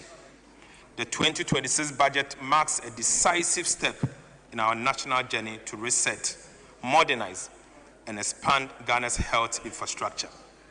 Mr. Speaker, government will begin the construction of 6 new regional hospitals for 6 newly created regions, beginning with 3 hospitals in 2026 and 2 district hospitals at Bole and Shama. Mr. Speaker, also in 2026, government will complete 10 Agenda 111 hospitals. Mr. Speaker, in addition, we will continue the following abandoned hospital project. Mr. Speaker, we will continue the La General Hospital, Efiem Kwanta Hospital in Sekendi Takoradi Metropolis, Komfo-Anokye Maternity Block, and the Ashanti Regional Hospital in Sewua. Right Honorable Speaker, this project symbolizes our commitment to restoring trust and confidence in public health care delivery. Mr. Speaker, government will upgrade 7 hospitals to provide enhanced maternal and child health services. Right Honorable Speaker, the Ghana Medical Trust Fund, also known as the Mahama Cares, was established by the Ghana Medical Trust Fund Act to guarantee sustainable financing in the treatment of non-communicable diseases and specialized medical services. Mr. Speaker, too many Ghanaians battling chronic diseases such as cancer, hypertension, diabetes, stroke, and kidney diseases are forced to choose between life and livelihood. This goal is to build a health system that provides care for every Ghanaian, regardless of income or location, and to move decisively towards universal health coverage. In 2026, Mahama Cares will introduce a comprehensive NCD financing, non-communicable disease financing policy that defines eligible conditions, approved service lists, tariffs, and essential medicines. This will ensure that patients receive uninterrupted care without exorbitant out-of-pocket expenses. Mr. Speaker, diagnostics and treatment centers will be built on a PPP basis in all major hospitals across the country. This will provide testing and treatment facilities for all the key identified non-communicable diseases under the Mahama Cares program. Right Honorable Speaker, in 2026, we will retool the Ghana Armed Forces. Mr. Speaker, before I proceed, let me honor the late Dr. Edward Kofi Omanebuama, whose vision laid the foundation for the retooling of our armed forces. In his memory, Mr. Speaker, government will, from 2026, launch a comprehensive modernization program to strengthen the Ghana Armed Forces, Navy, and Air Force to today's evolving security challenges. Mr. Speaker, this program will upgrade logistics, equipment, and infrastructure across all services. Mr. Speaker, for the Army, government has moved to renegotiate the 80 million Elbit Systems contract to secure 19 armor personnel carrier needed to boost ground readiness. Mr. Speaker, for the Navy, we will acquire the 272-meter offshore patrol vessels fitted with helipads and modern combat systems to protect Ghana's maritime borders, offshore energy, asset, and trade routes. The Speaker, these ships will restore control over our exclusive economic zones and strengthen national resilience at sea. Right Honorable Speaker, for the Air Force, The procurement will begin in 2026 for 4 new helicopters and 2 aircraft to enhance airlift, patrols, and emergency response operations. Right Honorable Speaker. Right Honorable Speaker, let me repeat. Right Honorable Speaker, let me repeat. For the Air Force, procurement will begin immediately in 2026 for 4 new helicopters and 2 aircraft to enhance airlift, patrol, and emergency response operation. Mr. Speaker, this retooling agenda will transform Ghana's armed forces into a modern, agile, and mission-ready defense force worthy of our sovereignty and the sacrifice of our heroes. Right Honorable Speaker, the Ghana National Fire Service lacks basic equipment to enable them function effectively in their duty to ensure public safety and to protect lives and property. Government will retool the Ghana National Fire Service with 100 fire tenders and assorted fire equipment. Mr. Speaker, government will also work with the private sector to bring in high-rise fire equipment. This will improve the effectiveness of Ghana National Fire Service to respond to emergencies. Mr. Speaker, I'll take you to water. Access to clean and safe sanitation is more than infrastructure. Indeed, it is a foundation of dignity, public health, and national resilience.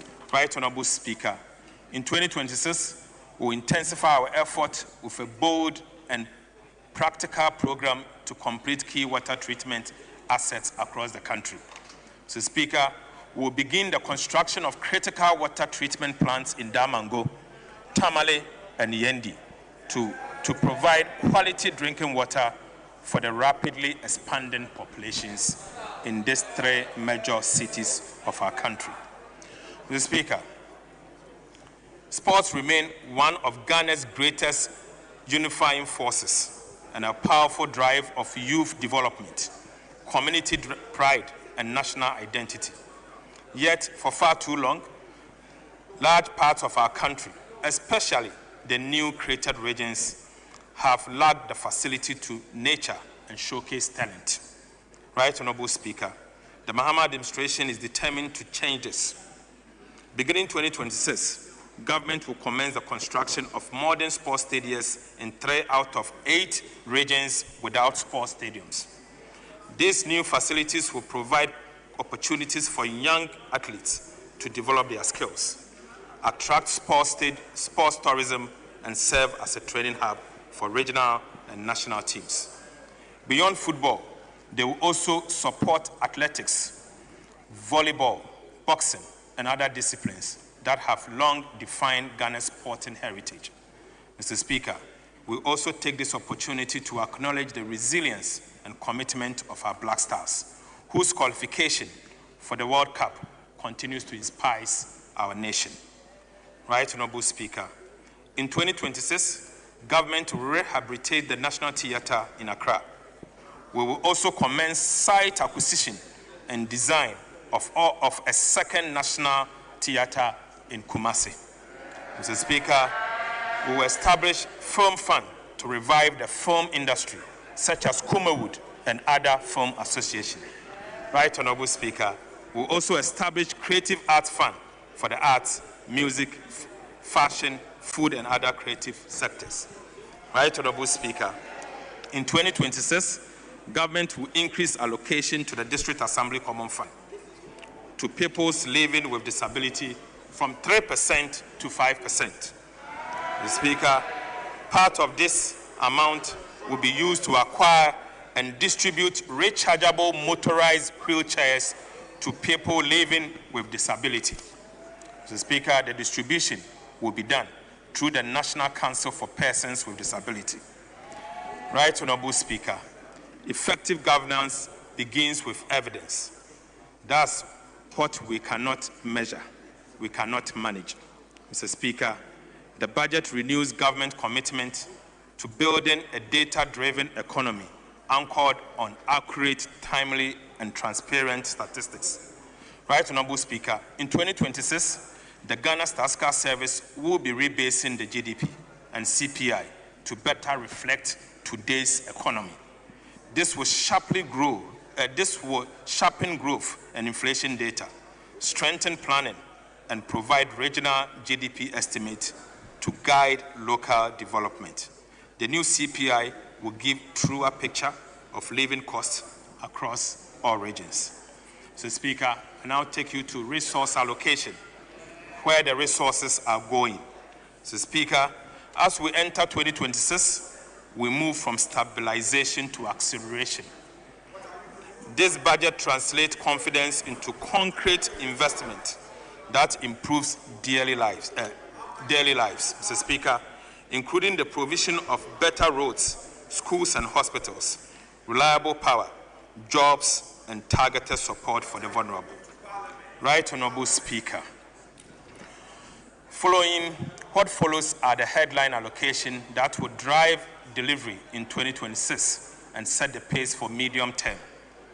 Mr. Speaker, to unlock round-the-clock productivity, export and decent jobs under the 24-hour economy, we are provided an allocation of 110 million Ghana cedis in 2026 for the implementation of the 24-hour economy program. Mr. Speaker, we will be leveraging the 24-hour economy program will be leveraging with GIF and DBG and provide private capital to keep financing largely off the sovereign balance sheet. Mr. Speaker, we have allocated an amount of 2.2 billion Ghana cedis to the Ministry of Food and Agriculture. Right Honorable Speaker, of this amount, we have allocated 245 million Ghana cedis for the Nkokon Ketenkete and Livestock Program. Mr. Speaker, we have allocated another 200 million Ghana cedis to the National Food Buffer Stocks Company to purchase excess food storage.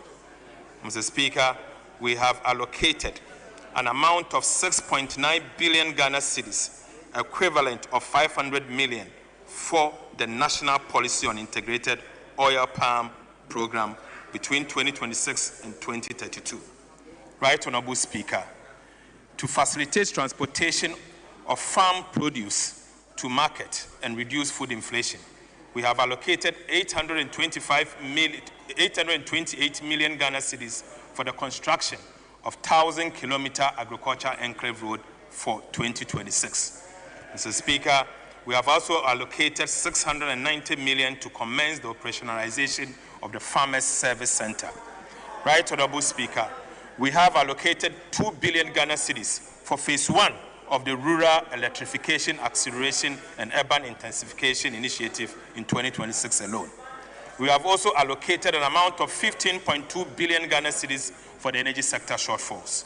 Mr. Speaker, we have allocated an amount of 4.8 billion Ghana cedis to pay down some of the IPP legacy debt as we have negotiated. Mr. Speaker, we have also allocated an amount of 4.3 billion Ghana cedis to the Ministry of Roads and Highways for road construction. In addition to this, Mr. Speaker, we have allocated 3 billion Ghana cedis to the Road Maintenance Trust Fund to construct 10 kilometers each in 166 constituencies in 2026 to keep roads more trouble in our constituencies. Right Honorable Speaker, to strategically open the country, linking nations, national and regional capitals, we are allocating 30 billion Ghana cedis in 2026 for the Big Push program. Mr. Speaker, we have also allocated 33.3 billion Ghana cedis to the Ministry of Education for its program and activities in 2026. Again, Mr. Speaker, aside the amount allocated to the Ministry of Education, we have also allocated 9.9 billion Ghana cedis to the Ghana Education Trust Fund. Mr. Speaker, we have provisioned an amount of 4.2 billion Ghana cedis for the free secondary education program. Mr. Speaker, to end the double track, we have allocated 1.1 billion Ghana cedis for the infrastructure programs I mentioned earlier. Mr. Speaker, again, we have allocated an amount of 537 million Ghana cedis for the no-fees stress policy. Mr. Speaker, that's not all. We have allocated 25 million Ghana cedis for free tertiary education for persons living with disabilities. Mr. Speaker, we have allocated 3 billion Ghana cedis to be able to procure 4 sets of textbooks for KG books KG books and workbooks for about 200,000 learners, 4 sets of primary textbooks for 2 million learners, 9 sets of JHS 3 textbooks for 500 million learners, and procurement of over 2 million pieces of metal monodecks and chairs, 200 units of 66-seater buses, and 200 double cabin pickups for the distribution to the secondary schools across the country. Right, Honorable Speaker, we have also allocated 2 billion Ghana cedis for the construction of 200 new junior high schools, 200 new primary schools, 200 kindergartens, 400 KG 4-unit teacher bungalows, and 400 places of convenience in underserved communities. Mr. Speaker, to improve learning outcomes, we have allocated 157 million Ghana cedis for capitation grant. Right, Honorable Speaker, we have allocated 1.98 billion Ghana cedis for school feeding program. We have allocated 292 million for free sanitary pads for girls. Mr. Speaker, we have also allocated 207 million for the teacher training allowance and 169 million Ghana cedis for BEC registration. Mr. Speaker, we have programmed an amount of 9 billion Ghana cedis in 2026 for national health insurance claim, essential medicine, bridging support, and free medical health care. Mr. Speaker, we have also allocated 2.3 billion Ghana cedis for the Ghana Medical Trust Fund, the Mahama Cares, to support Ghanaians battling chronic diseases such as cancer, hypertension, diabetes, stroke, and kidney diseases. Right, Honorable Speaker, we have allocated 474 million Ghana cedis for nursing training allowances. We have also allocated 600 million to construct 3 new regional hospitals. Again, Mr. Speaker, we have allocated 79 million to upgrade 7 hospitals and provide enhanced maternal and child health services. Mr. Speaker, that is not all. We have allocated 100 million Ghana cedis to complete 10 Agenda 111 hospitals. Mr. Speaker, we have allocated 1.1 billion Ghana cedis for LEAP program to protect the vulnerable.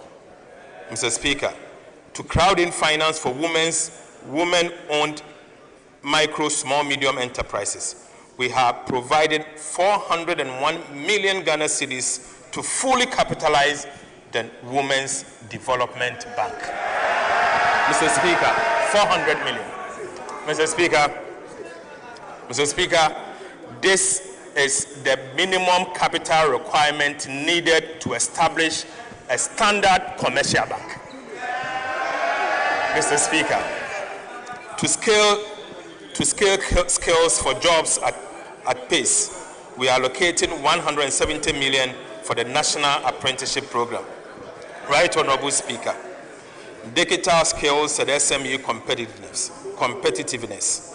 We are providing 100 million for the National Coders Program and 160 million for the Dumawura Program. So, Speaker, we have also provisioned 100 million for monthly allowances to Assembly members. Mr. Speaker, we have allocated 8.9 billion Ghana cedis for the District Assembly's Common Fund, with a minimum of 80% of releases flowing directly to the District Assemblies to execute priority projects. Right, Honorable Speaker, we are repeating the 2025 guidelines for spending the 80% in the 2026 allocation going to the District Assemblies. Mr. Speaker, we have allocated an amount of 207 million for the rebasing of GDP and CPI and related activities. Again, Mr. Speaker, we have allocated 150 million Ghana cedis for the National Anti-Illegal Mining Operations Secretariat, NIMOS, for the activities against illegal mining and forest degradation. Mr. Speaker, government has allocated an amount of 20 million Ghana cedis to the film fund as seed money to revive the film industry, such as Kuma Wood and other film associations. Mr. Speaker, we have also allocated 20 million Ghana cedis to the Creative Arts Fund as seed money for the arts, music, fashion, food, and other creative sectors.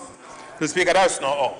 We have allocated 400 million Ghana cedis for the Integrated Recycling and Compost Plant Project, the IRECOPS. Mr. Speaker, an amount of 100 million Ghana cedis has also been allocated for the construction of fishing markets.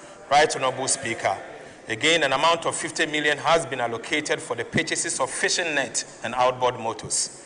We have also allocated 100 million Ghana cedis for the aquaculture development. Mr. Speaker, again, an amount of 500 million Ghana cedis has been allocated for district housing, including resettlement of the Akosombo Dam spillage victims. Mr. Speaker, an amount of 200 million Ghana cedis has also been allocated for the construction of mini stadiums in 3 regions. Mr. Speaker, again, an amount of 150 million has been allocated for the procurement of fire tenders and assorted fire equipment.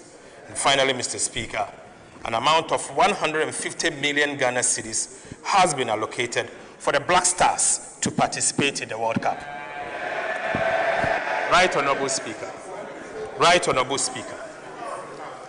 The 2026 budget statement and economic policy of government is specifically designed to create up to 800,000 new jobs. Mr. Speaker, I repeat, the 2026 budget statement and economic policy of government is specifically designed to create up to 800,000 new jobs. The 63 billion road contracts under the Big Push awarded so far would generate an estimated 490,000 new jobs. Mr. Speaker, this estimation is consistent with the World Bank metrics on job creation from road infrastructure or road investment. Mr. Speaker, the 3 new garment factories will create over 20,000 direct jobs. 7 agro-processing plants will employ about 700 people directly and thousands more through supply chain. Mr. Speaker, national policy on integrated oil palm development will create 250,000 jobs across the value chain. Mr. Speaker, the farmer service centers would generate thousands in machinery operations, maintenance, and logistics. Right, Honorable Speaker, these investments are not isolated. They are part of an integrated national effort to turn stability into jobs and growth. Right, Honorable Speaker, government is putting real capital behind the private sector, which is the engine of jobs and growth. In this regard, we have capitalized the National Investment Bank and will capitalize the ADB and CBG with 1 billion Ghana cedis before the year ends this year. Mr. Speaker, the 400 million Ghana cedis allocated to the Women's Development Bank would deliver affordable financing to small businesses and enterprise, such as Labisi Adam, Prince Layovo, and Caroline Sphere, who I met during my engagement at the Takoradi Market Circle and the Kotokraba Market. Mr. Speaker, in agriculture, 1.7 billion Ghana cedis is being invested in roads, processing zones, and value chains, value additions. Mr. Speaker, directly where jobs are created and livelihood are improved. Mr. Speaker, the new VAT and income tax reforms will cut businesses, will reduce business costs by 6% and free funds for expansion and job creation. Right, Honorable Speaker, we are building an economy where businesses can grow and employ more. Inflation is down, the city is stable, and the interest rates have fallen sharply. Mr. Speaker, together with reliable energy, fiscal discipline, and policy predictability, these measures are restoring confidence and drawing private investment back into the economy. Right, Honorable Speaker, job creation is not a slogan for us, but rather the purpose behind every policy, reform, and investment we make. Mr. Speaker, this is how we build the Ghana we want, a nation that produces, exports, and provides decent, lasting work for every Ghanaian living to contribute to its growth. Mr. Speaker, I now go to conclusion. Right, Honorable Speaker, the 2026 budget statement and economic policy As I conclude, Mr. Speaker, let us take a moment to appreciate how far Ghana has come in just under 10 months. Mr. Speaker, the Mahama administration assumed office on the 7th of January 2025. We inherited an economy crippled by high debt, fiscal recklessness, high inflation, fast depreciating currency, low investor confidence, dwindling foreign direct investment flows, massive uncontrolled corruption that has become endemic, draining public resources and suffocating growth. Mr. Speaker, we also inherited high energy insecurity, high unemployment, and unbearable hardship for almost every Ghanaian household. Right, Honorable Speaker, Ghana was indeed at the bottom of the abyss, a nation in distress with its economy bleeding and its people weary, yet yearning for a government with a courage to turn this around. Mr. Speaker, through decisive leadership, bold reforms, and resilience of the Ghanaian people, we began to turn the tide. Mr. Speaker, the result speaks for itself. In less than a year, we have recorded a strong economic growth, falling inflation, a strong and stable cedi, improved external buffers, restored fiscal discipline, deepened fiscal reforms, strong and independent fiscal oversight, lower borrowing costs, significant debt reduction, restored investor confidence, expanded social protection, better debt management strategy, and massive infrastructure development. Right, Honorable Speaker, this progress is the fruit of sacrifice and discipline. Ghanaians tightened their belt, businesses adapted, and government stayed the course. Barely a year ago, our economy was uncertain.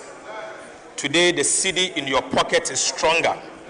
Prices are reducing, and new opportunities are emerging across agriculture, industry, and technology.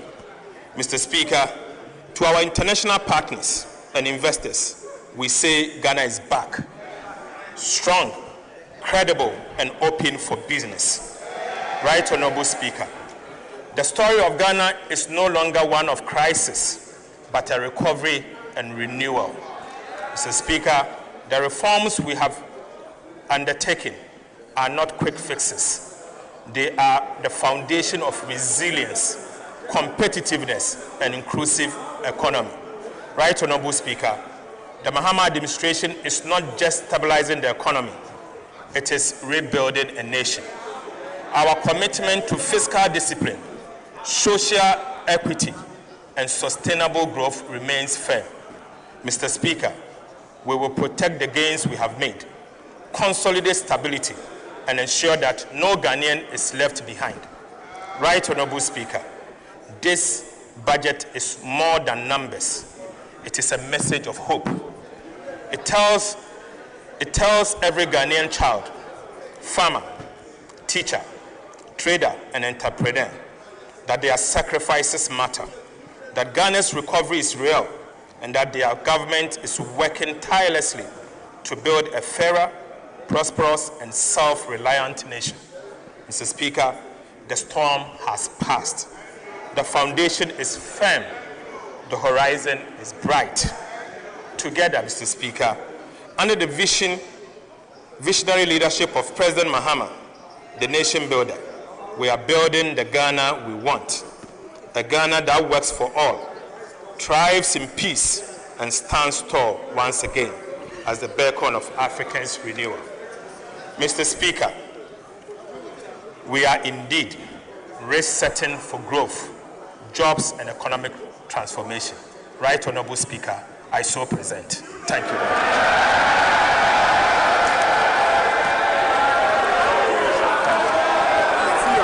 Thank you. You know, this is the most watched budget.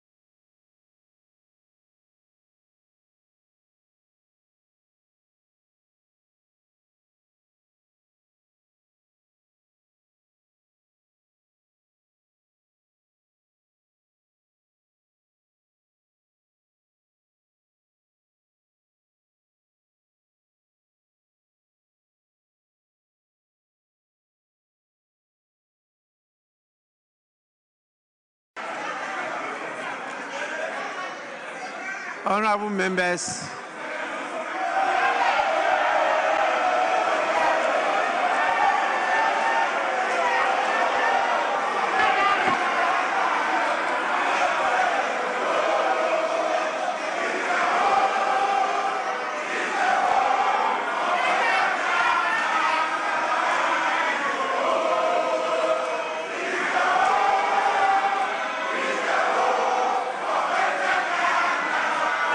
Atwa Dadayo.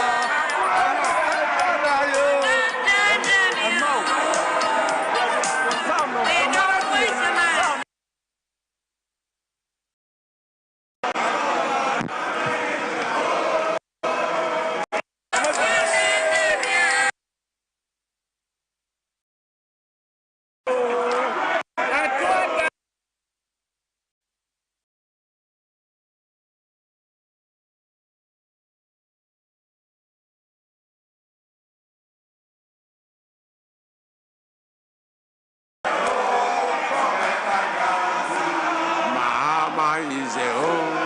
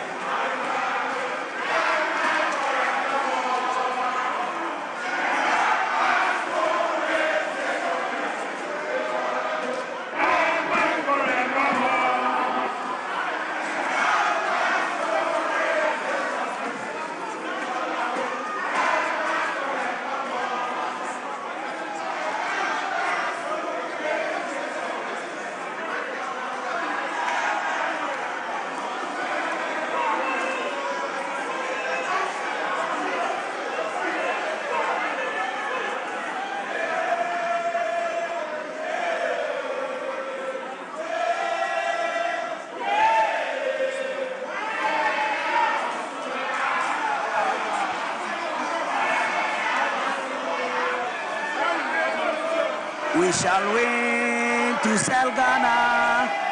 We shall win to sell Ghana. The elephant.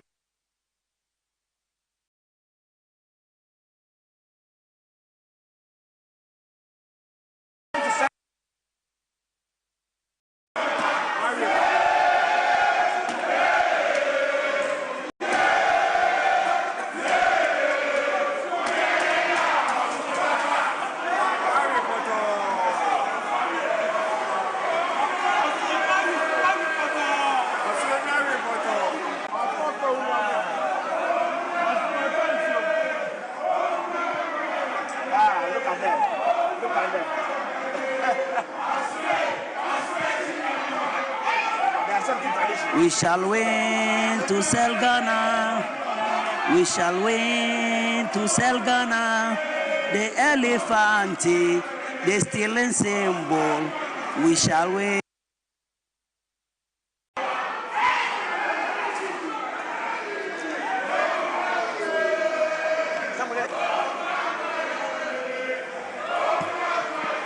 Kube yedua, akoko yenam.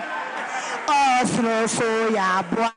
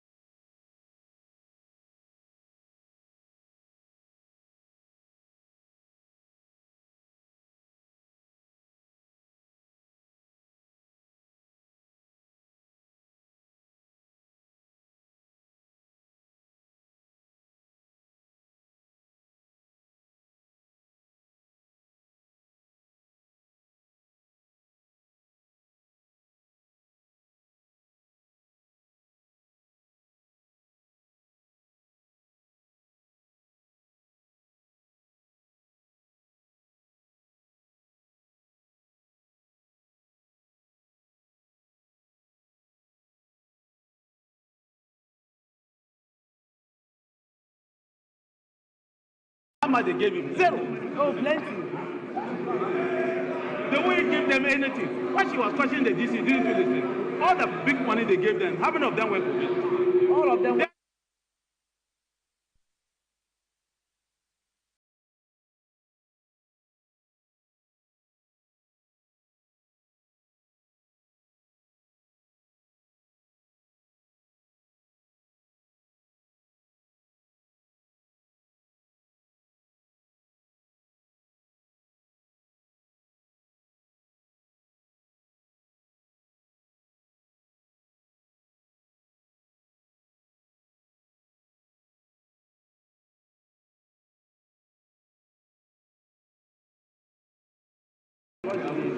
Yo, you be there. Huh?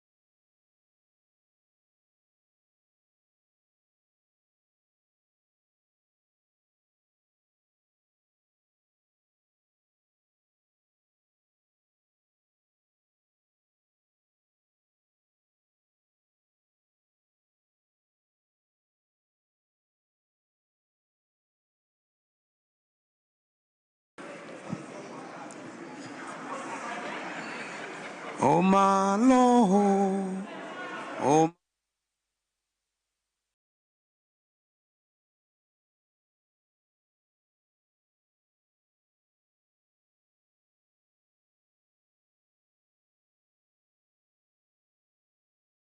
Nyelao lao side.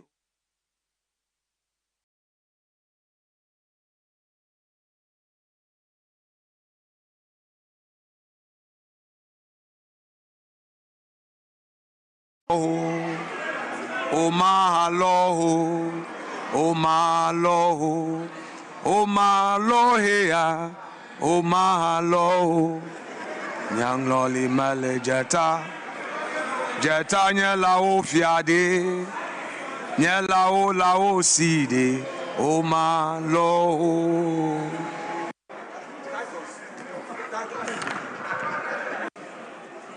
We shall win to sell Ghana. We shall win to sell Ghana. The elephant is still a symbol. We shall win to sell Ghana.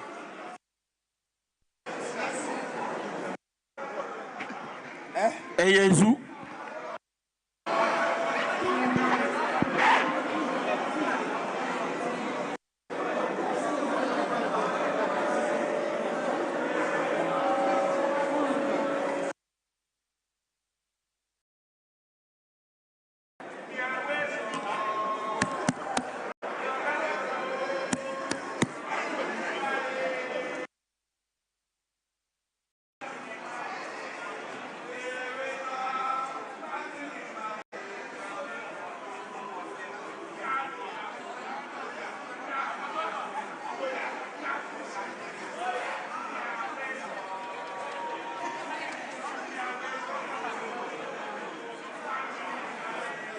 Mr. Speaker.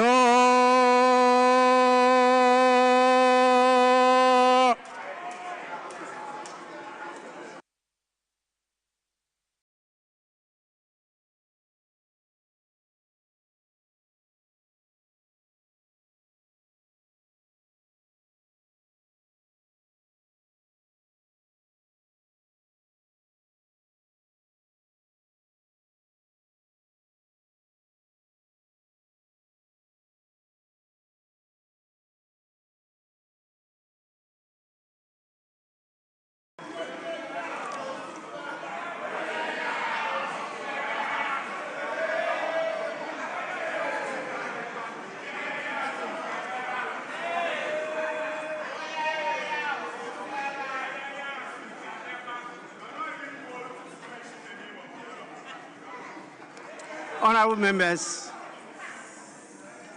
members,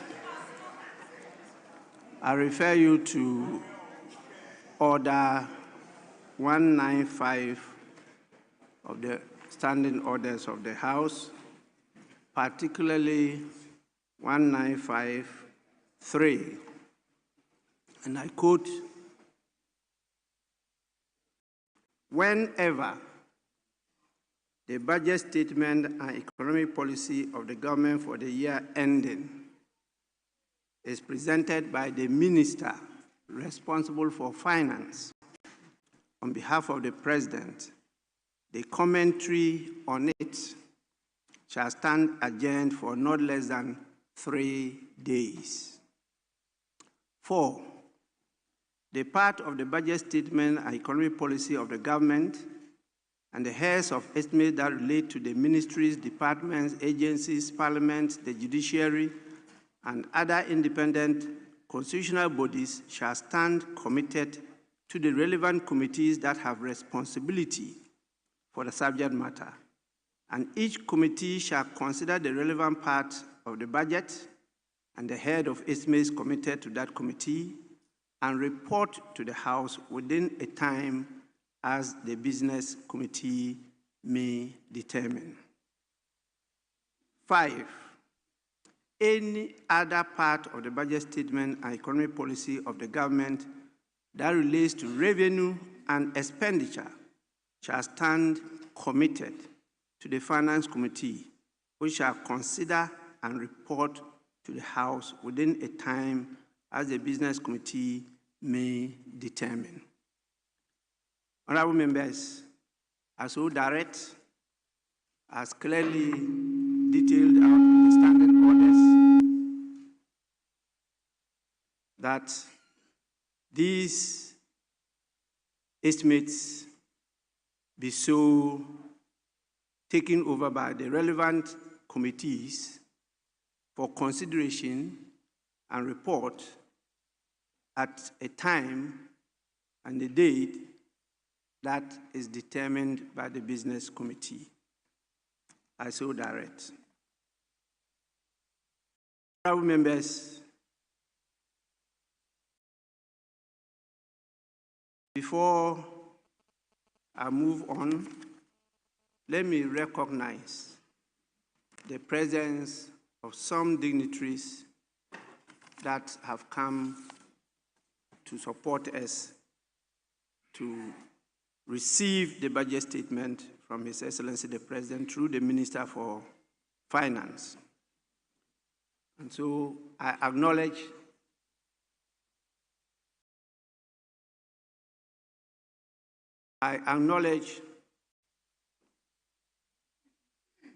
His Excellency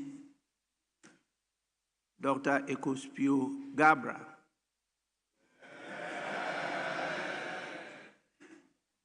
I've just been informed that the chairman of the National Democratic Congress, Honorable Johnson Asedu Nketia,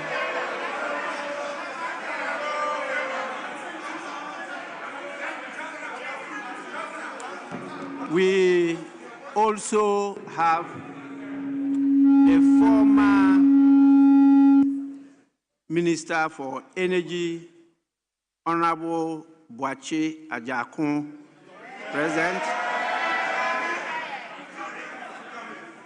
and the former Minister for Finance, now advisor on the economy at the Office of the President, Honorable Sef Tekwe, is also present. We have Alhaji Haruna Mohammed, Deputy General Secretary of the New Patriotic Party.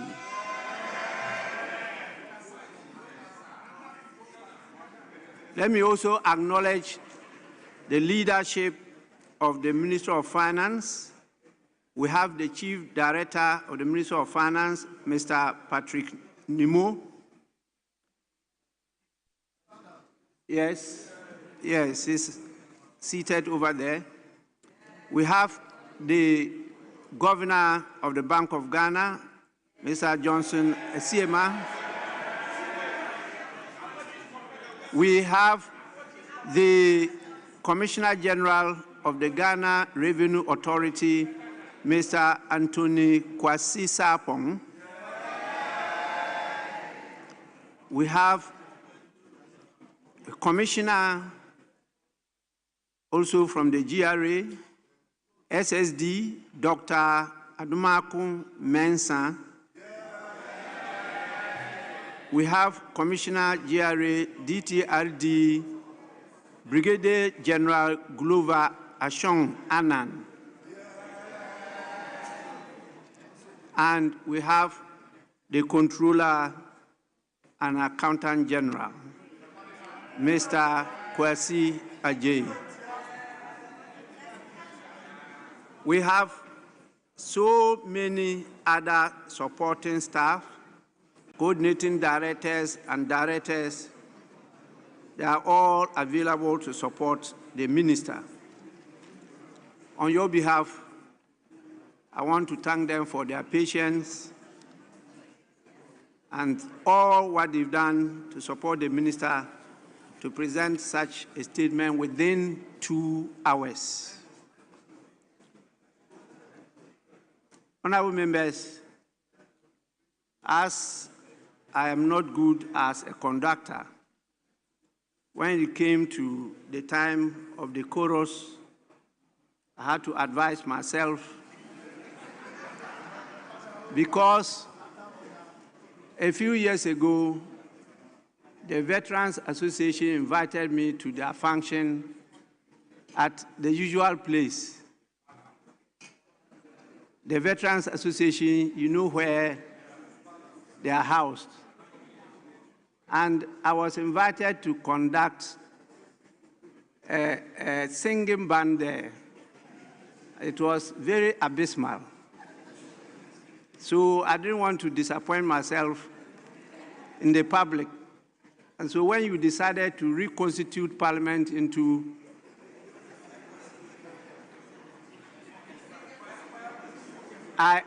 orchestra,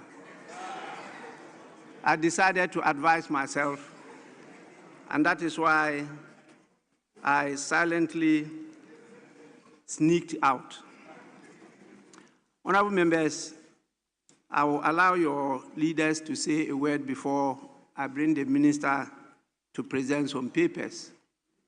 I think this is the proper time for the two leaders, the minority leader and the majority leader, to have a say before we move to the order paper to give opportunity to the minister to present the papers.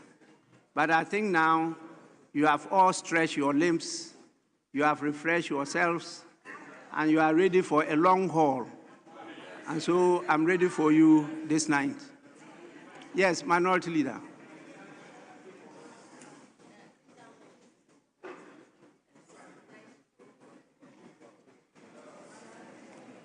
Mr. Speaker, in March this year, when the finance minister started his lamentation, we were minded to forgive him because he was new on the job. Today, after several months on the job, he came to repeat the same lamentation, part 2 of his lamentation. Mr. Speaker, the minister may be minded to see the empty public gallery. The business community decided to abandon him. All these empty chairs, this is not what we've known in the past. Mr. Speaker, the minister attempted to provide some figures. He gave a tall list of allocations. What he failed to add, that in the 2025 budget that he brought to this house, we had Director of Operations at the Jubilee House, at the presidency, who publicly said every month the presidency gives 20,000 Ghana cedi to each constituency. A total 66 million. Where did they get that money from? Mr. Mustafa Bandi, the Deputy General Secretary of NDC and Director of Operations at the presidency, he publicly said that every month the presidency gives 20,000 cedis to each constituency. The Minister of Finance has not accounted for this. How that money is given, time will tell. Mr. Speaker, Parliament, the minister has failed to consider the work of Parliament. He provides a paltry sum to Parliament when Parliament is the only body that does oversight. Parliament is an important organ of state. When the minister himself is a minister, is a member of Parliament, and fails to recognize the Parliament and its work, and you say we should hail you. Look at the ministers and their faces. Mr. Speaker, 2025, he should tell us the releases he gave them. When he was mentioning some of the figures, the ministers were looking as if this is the first time they were seeing the figures. Was there any consultation? Mr. Speaker, was there any consultation? Did they even know what was going to be in the budget? Mr. Speaker, ni atra a vote kahame ameke akenuchumomba ameke wake akenuchumomba abaha 24-hour economy, 1 job 3 shifts. Yano Yakwe, Gamashi, Teshi, La, Nungwa, Jute, Ameke, Ingwe 24-hour economy yo. Nichume yo. Almost say Jumanu Wahi, Musi, 24-hour economy. And there, we buy a 24-hour economy, one can answer. So more tune Jum see 24-hour economy. One job, 3 shifts in Wahi. Why women is who MPs no mun to me come constituency. Minority leader. Minority leader. I'm going to translate. Your to which? No, I don't need a translation. Oh, Mr. I think your time is up for the comments. Mr. Speaker, it's okay. Mr. Speaker, it's okay. This is after Mr. Speaker. Honorable members. You see your man. You see. Honorable members. No, it's okay. It's okay.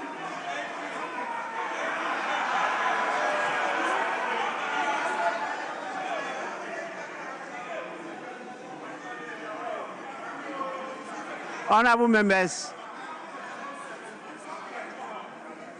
these are initial comments. Definitely, there will be a motion for you to debate the budget, even before we go to the appropriation bill.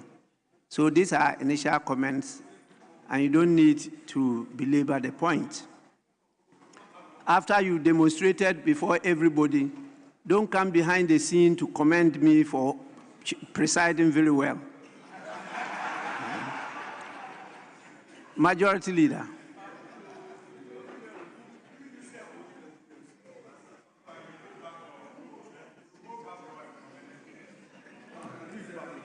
Mr. Speaker, our people say that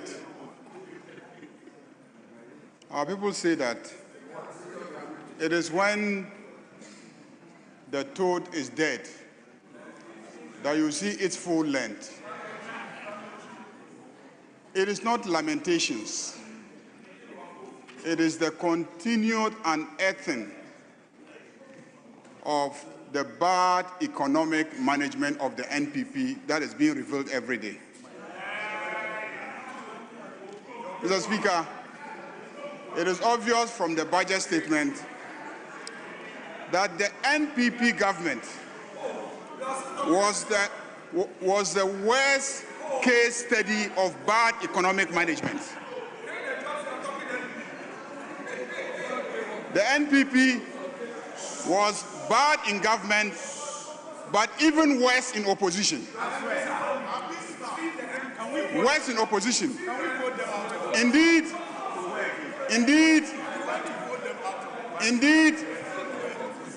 Indeed, I have heard Ghanaians ask if it is too late to replace them with the CPP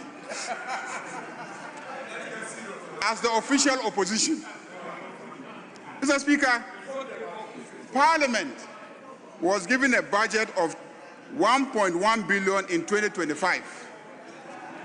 In this year's budget, Parliament is being given a proposed figure of 1.6 billion. And you are aware. You are aware. Mr. Speaker, if ministers are quiet, it is because this budget was presented to ministers in cabinet and they approved it before it was brought to you. So they are aware. They are aware of all the figures. Everything in the budget was approved in cabinet where all these ministers were in attendance. Mr. Speaker, I am surprised that you didn't hear that the 24-hour economy program, there is a budgetary allocation of 150 million Ghana cedis. So I'm surprised that you didn't listen. Mr. Speaker, I am not surprised. I am not surprised that Ghanaians are now clamoring for you to be replaced by CPP as the official opposition. Mr. Speaker, we thank the Minister for Finance. His work clearly has been very commendable. This country is being turned around. Mr. Speaker, it is obvious inflation figures have drastically reduced to single digits. Mr. Speaker, we are paying our debts. Mr. Speaker, international rating agencies are giving us better ratings. Mr. Speaker, this budget and the expenditure of last year and the effort to stabilize the economy is what will create the jobs. The youth should be hopeful. What happened yesterday? What happened yesterday? Where those young 6 ladies died trying to find a job is a serious indictment of how the economy of this country was managed in the past 8 years. Mr. Speaker, I have confidence that this budget is going to create jobs, and the numbers, close to 800,000 jobs, close to 800,000 jobs will be created. And lastly, Mr. Speaker, by the time the Accra-Kumasi Expressway gets to Kumasi, I believe all the elephants will run away from Kumasi. Mr. Speaker, Majority Leader, let me conclude up. by thanking the Right Honourable Speaker for giving us an opportunity, and to thank the Finance Minister for coming to this House to present the budget statement. Thank you, Mr. Speaker. Honourable members, I invite you to the order paper addendum. Order paper addendum. Order paper addendum.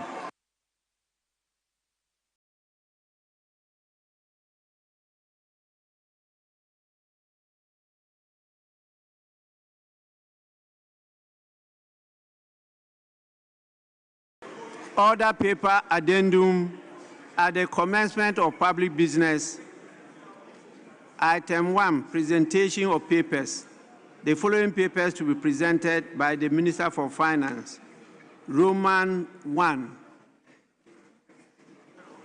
Contract agreements between the Government of the Republic of Ghana, represented by the Ministry of Finance, Ghana Revenue Authority, and Trudeau Investment Limited for the provision of public and digital inspection solution to modernize customs administration and enhance revenue mobilization. Honourable members, the contract agreement has been duly presented. It is referred to the Finance Committee for consideration and report to the House. Roman number 2. Request for the review of the investment policy and management of the Ghana Petroleum Funds in accordance with Section 31A of the Petroleum Revenue Management Act 2011, Act 815. Honourable members, this paper has been duly presented and it is referred to the Committee on Economy and Development for consideration and report to the House. Roman number 3. Master agreement between the Government of the Republic of Ghana, represented by the Ministry of Finance, Ghana Revenue Authority, and Tata Consultancy Services Limited for professional services. Honourable members, the master agreement has been duly presented and it is referred to the Finance Committee for consideration and report to the House. Roman number 4. Request for waiver of 20% withholding tax on the income of Tata Consultancy Services Limited as service provider and value-added tax amounting to the Ghana cedi equivalent of $10,460,000 United States dollars on imported services under the implementation of the Integrated Tax Administration System project. Honourable members, the request has been duly presented. It is referred to the Finance Committee for consideration and report to the House.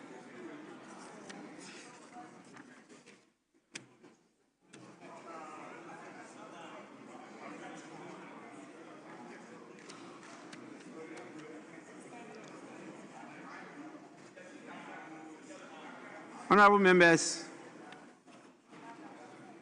we have item 2. I want to know whether the instrument is ready. Presentation of instruments. It's also by the Minister for Finance.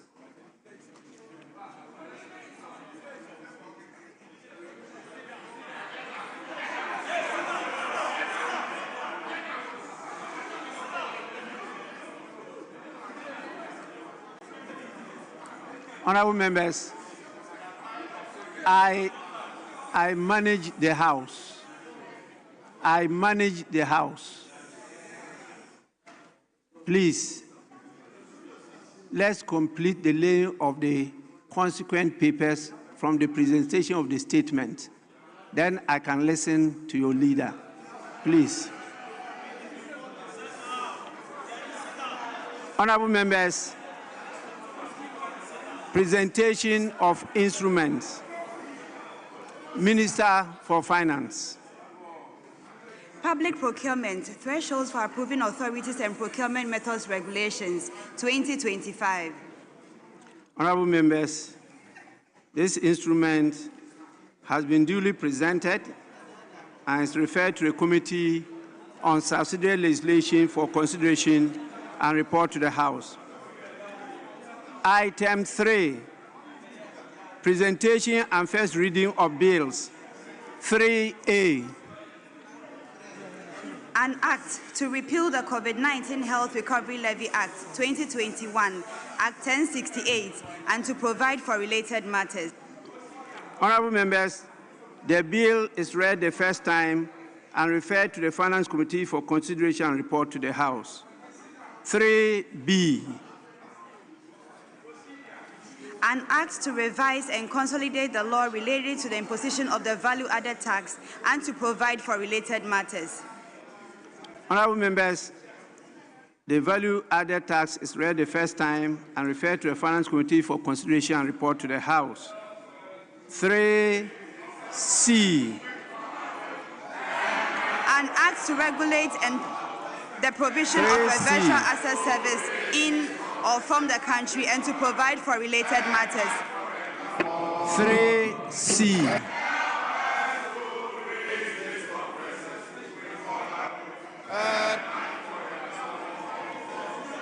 An act to amend the National Health Insurance Act 2012. The bill is read the first time and referred to the Finance Committee for consideration and report. 3D. An act to amend the National Health Insurance Act 2012, Act 852, to allocate 20% of monies of the National Health Insurance Fund to the Ghana Medical Trust Fund, to allow for the deductibility of the National Health Insurance Levy and to provide for related matters. Honorable members, the bill is also referred to the Committee on Finance for consideration and report to the House. 3E. An act to amend the Ghana Education Trust Fund Act 2000, Act 581, to provide financing for free secondary education, free tertiary education for persons with disability, and free education for persons with special needs, and to allow for the deductibility of the Ghana Education Trust Fund levy. Honorable members, the bill is read the first time and referred to the Finance Committee for consideration and report to the House. Honorable members, we have some items in the original order paper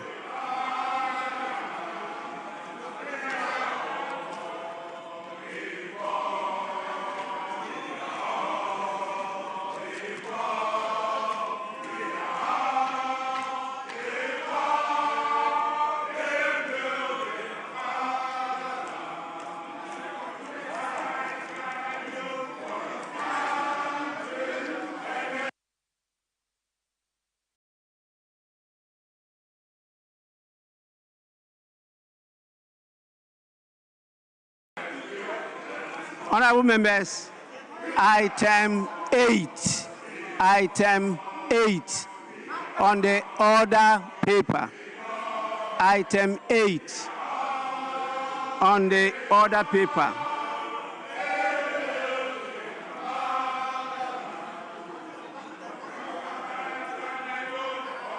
Majority Leader.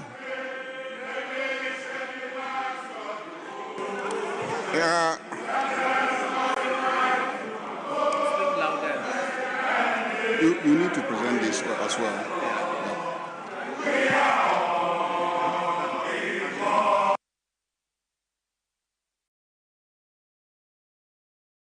The following papers to be presented by the Minister for Finance. 8A.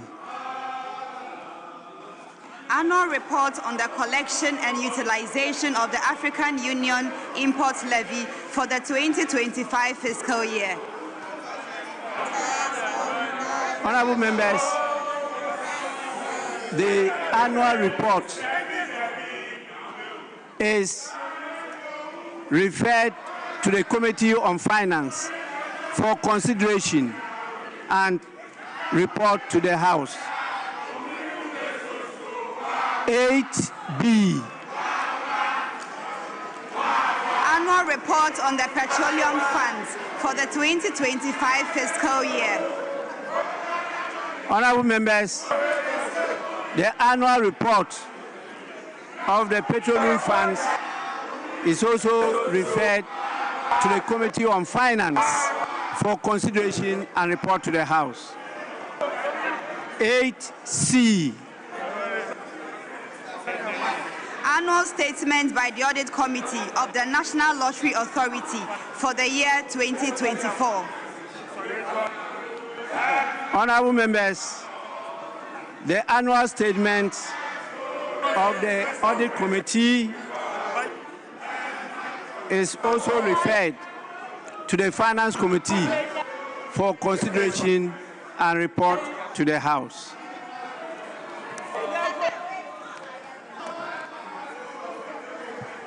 Honorable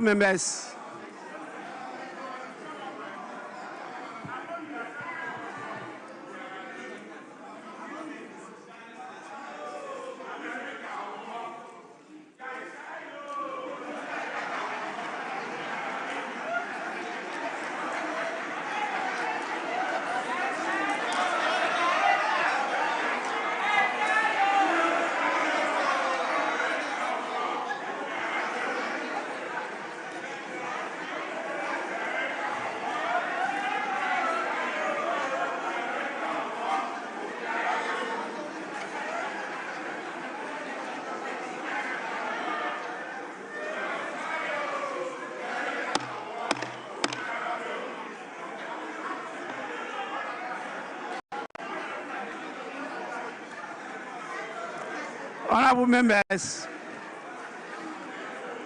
honorable members, well, you all know it. It's great to be young. So, yes, Minority Leader.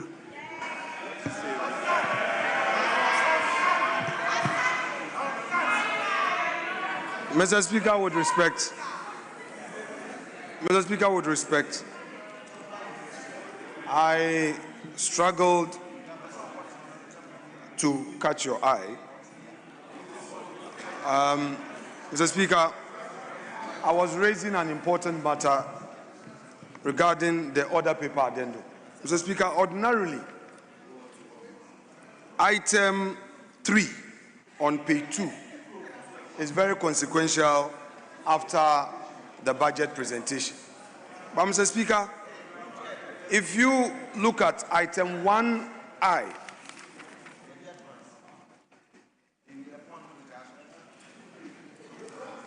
III, IV, Mr. Speaker,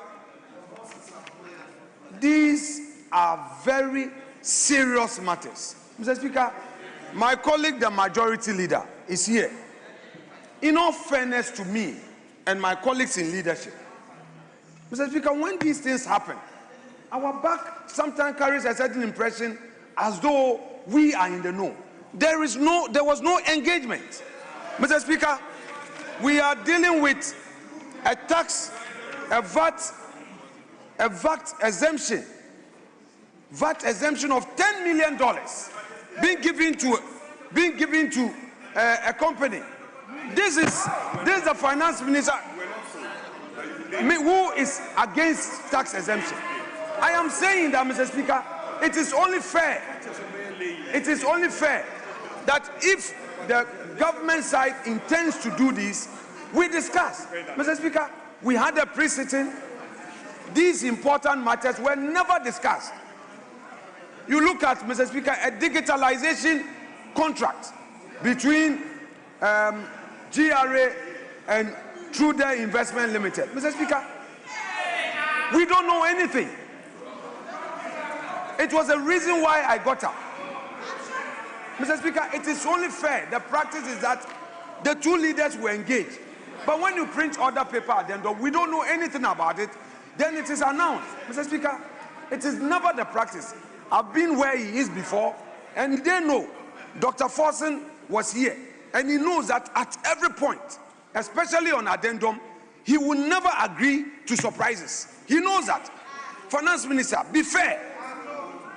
Mr. Speaker, they shouldn't always create a certain impression that we are in this house to litigate on every matter.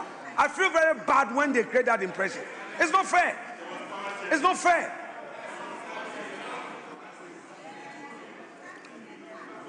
Majority Leader.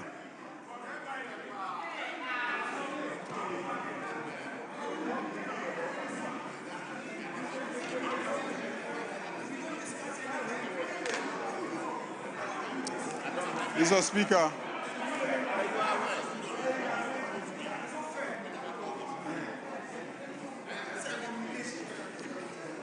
Mr. Speaker,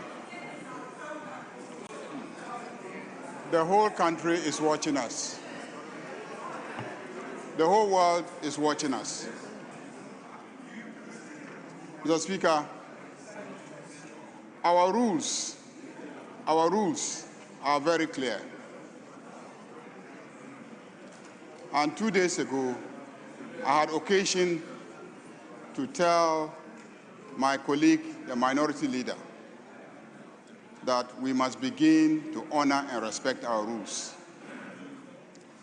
Mr. Speaker, our rules in Order 126 says that the chair shall be heard in silence, and the chair is the speaker.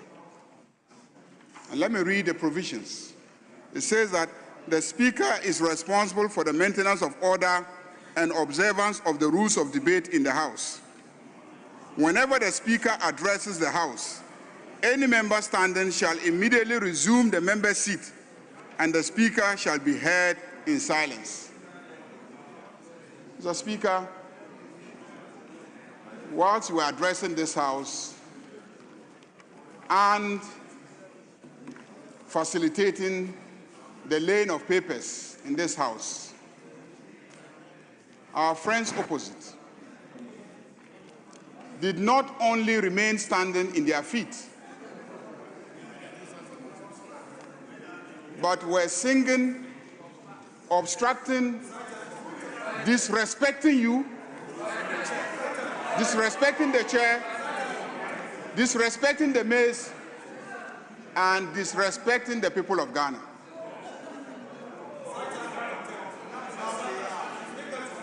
Mr. Speaker, you may choose to tolerate that, but this side of the House will not tolerate that. We will not tolerate that.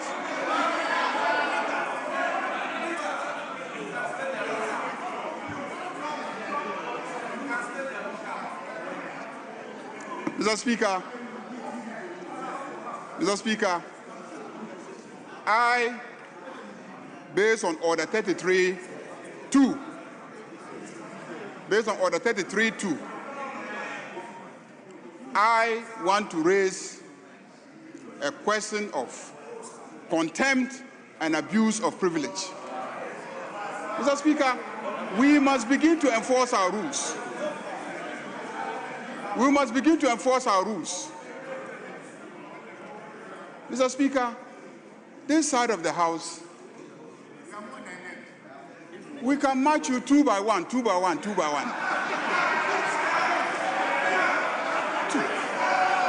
And after we have marched you 2 to 1, 2 to 1, we will still have excess. We will still have excess. We still have excess of over 30 something. Mr. Speaker, I demand that the minority leader now apologizes to your good self for this gross misconduct and misbehavior. Mr. Speaker, if he does not, I will raise a question of contempt of Parliament and abuse of privilege and ask you to rule on it now. I am giving you an opportunity. I am giving you an opportunity. Mr. Speaker, this house will not be abused by Honorable Afenyomakin. He's too small. He's too small to abuse this mace. He's too small to disrespect the Speaker whilst all of us sit and watch you. So I am raising a question of contempt of Parliament and breach of privilege, and I'm asking you to rule on that matter. Refer all of them to the Privileges Committee. We have their identities, we recorded it, and Mr. Speaker, we will have the Privileges Committee go into this. Mr. Speaker, as the majority leader and leader of this House, and as the Speaker, we owe it a duty to this country to make sure that the institution of Parliament, its image, its integrity, its reputation is maintained. We will be reneging on our responsibility if we allow behavior like what we have seen today to persist. We have come to the end of it. Mr. Speaker, if they can misconduct themselves, small as they are, if we don't take action, we should forever remain silent when this side of the House also decides to take action against them. So, Mr. Speaker, I am raising breach of privilege pursuant to Order 31-0 of the Standing Orders, which says any act or omission which affronts the dignity or authority of Parliament, or which tends either directly or indirectly to bring the name of Parliament into disrepute. So, Speaker, what they have done, persistently violating our standing orders, standing whilst you are addressing the House, singing disrespectfully whilst you are addressing the House, clearly falls within the prohibitions of Order 31-0. Acts affronting the dignity or authority of Parliament. We cannot allow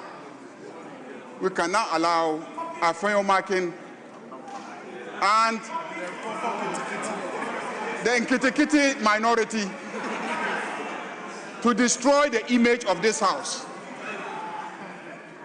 I don't have a problem. I know they have destroyed the image of their party already. That's right. That's right. And I earlier indicated that I know Ghanaians who are asking if it is not too late, they want to replace the MPP opposition with the CPP as the official opposition. But they have gone too far, Mr. Speaker. And I raised a question of contempt and abuse of privilege, and I invite you to give a ruling on that matter, Mr. Speaker.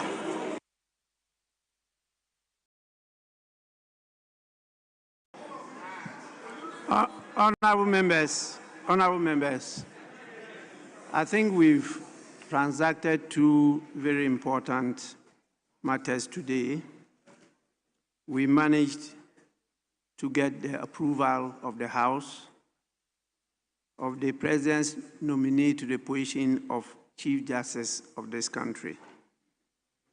We have also got the Minister for Finance to present the budget statement and economic policy for the 2026 financial year.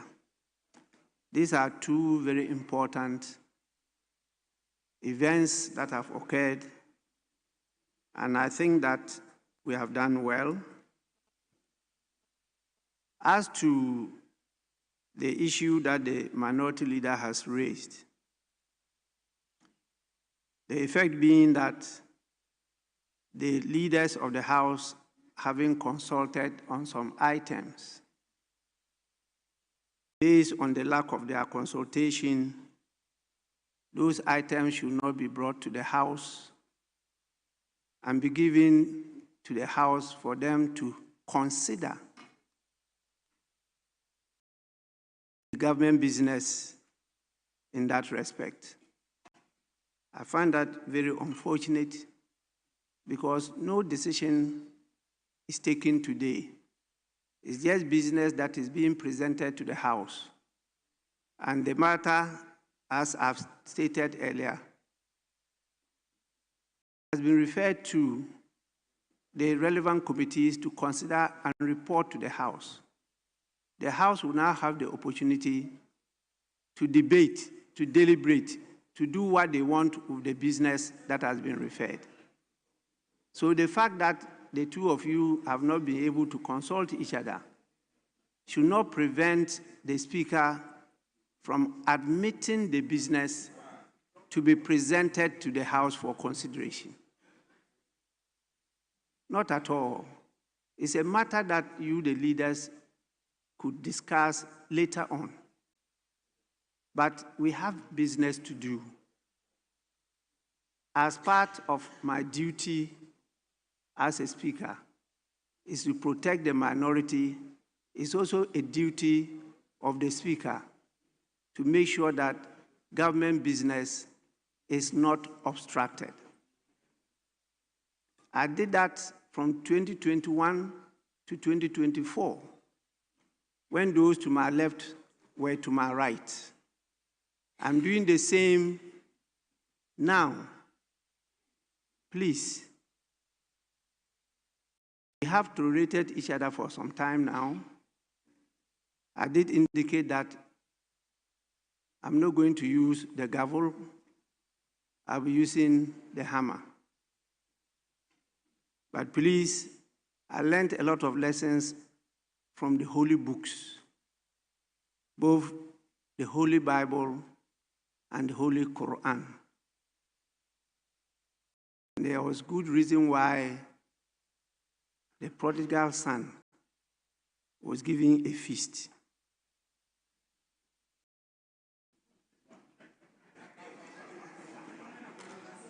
And so, honorable members, let's don't end the day on a bad note. Let's end the day on a good note. At the appropriate time, the Speaker will take the necessary action to bring real discipline and order to this House.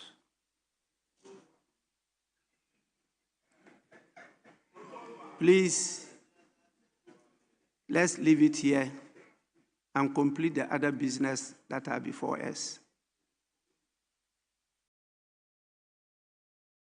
I don't want us to go beyond this. We still have two more important businesses I want us to carry on. I want the House to work together as we've been doing. These are important matters, particularly the consideration of the budget and economic policy of the government. I want us to consider what happened yesterday. The country is not in a joyful mood. I expect that we should understand the situation and try as much as possible to debate with cool heads. I expect that you should all be able to tolerate each other. It's not that what you do doesn't hurt me. It does many a times, because you all accept that I'm the father of the house. And sometimes you get up and say, with the greatest respect, then you are wondering what kind of respect that is.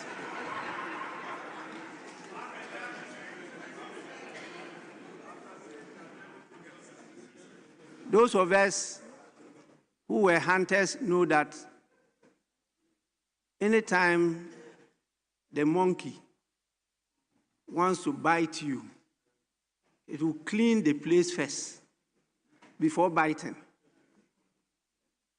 So when you get up and say with the greatest respect, I know you are cleaning the place, but you are going to bite. And many of you are not hunters, so you don't understand these things. Me, coming from Saito, I've learned a lot. Those of you who went to something international, that's where you are now.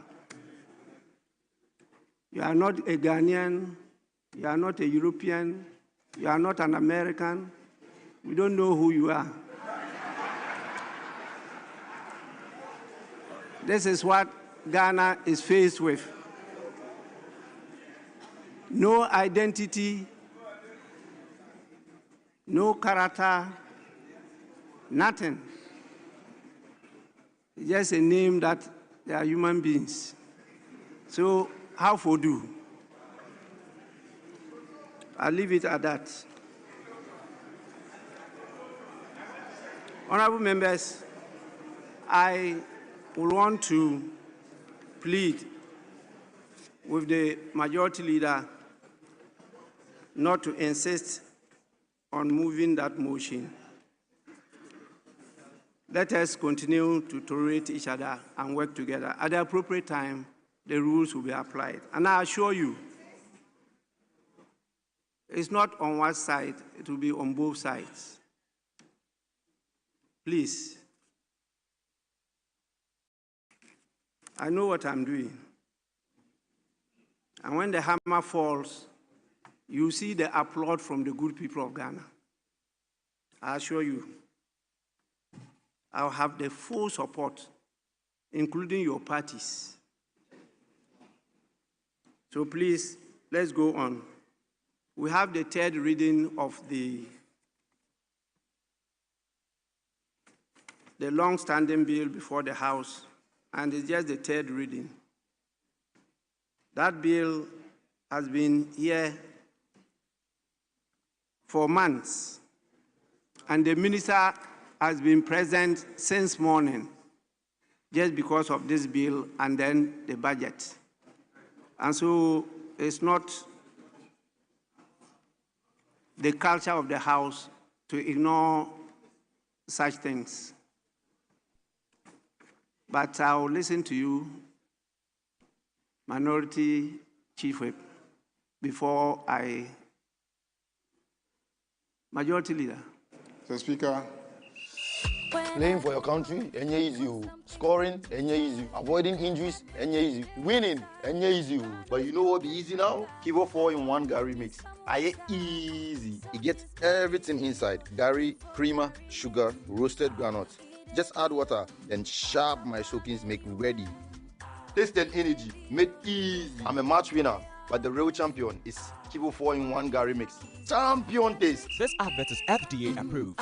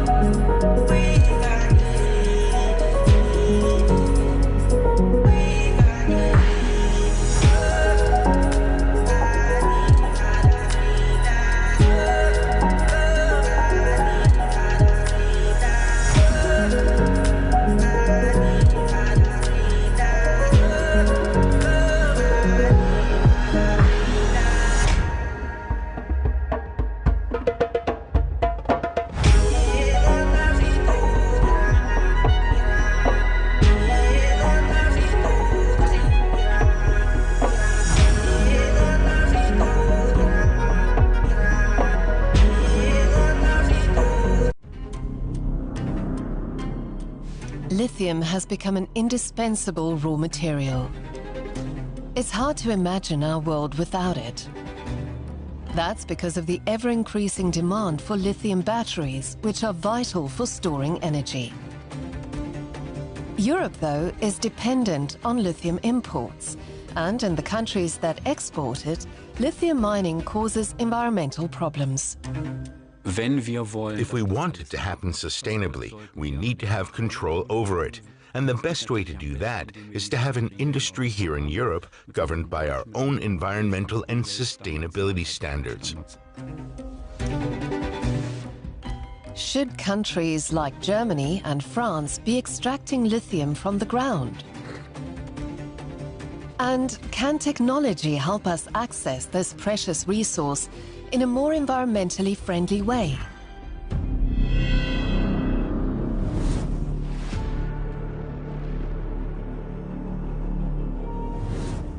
Lithium is one of the most sought-after minerals for the transition to green energy, and it's been discovered here in central France. This quarry is in Beauvoir in the Massif Central region. Since 1850, it's produced kaolin, a mineral used in the ceramics industry. But site manager Christopher Eyman is overseeing a change. Soon, instead of kaolin, lithium will be mined here. The move is especially significant as the world transitions towards electric vehicles.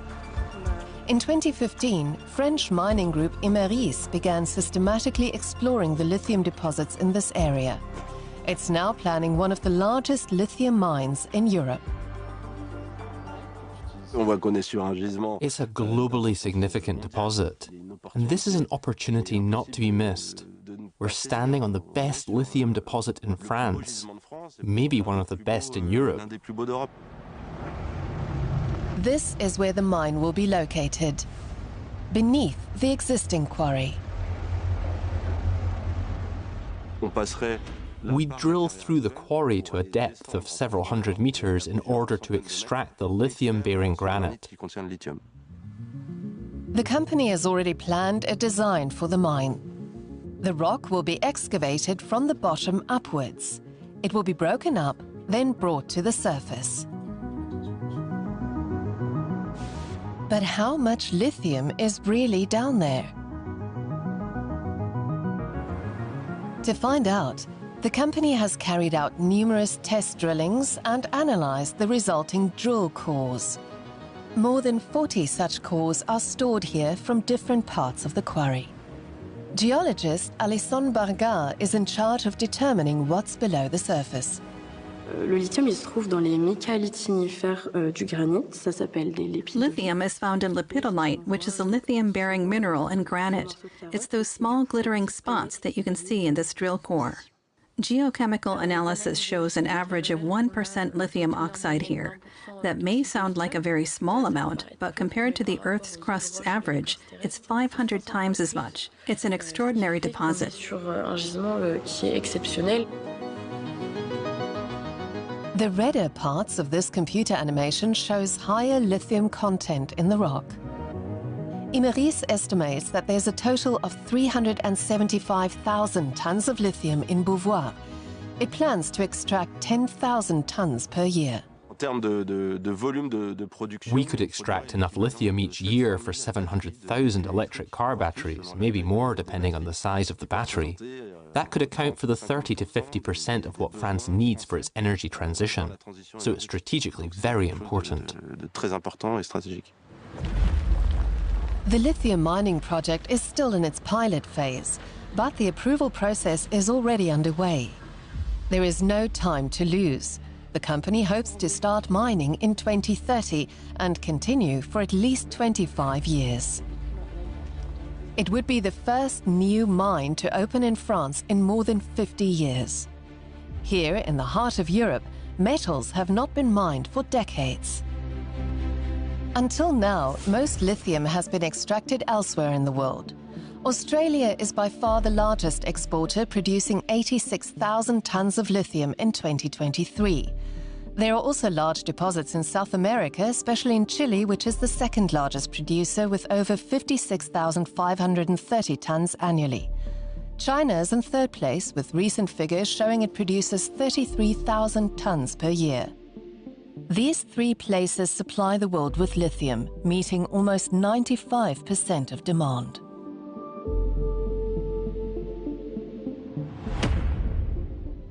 But soon, current levels of production will no longer be enough, and many countries are seeking out new solutions.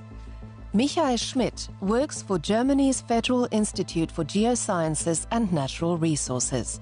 He advises German industry and the economy ministry. He says Europe has to take action if it wants its lithium needs to be met. In 2015, we had global production of around 30,000 tons. By 2023, the production volume had grown to over 170,000 tons. The transition to electric vehicles has seen lithium become the most sought-after raw material for car batteries. Year after year, the auto industry is driving lithium production rapidly upwards.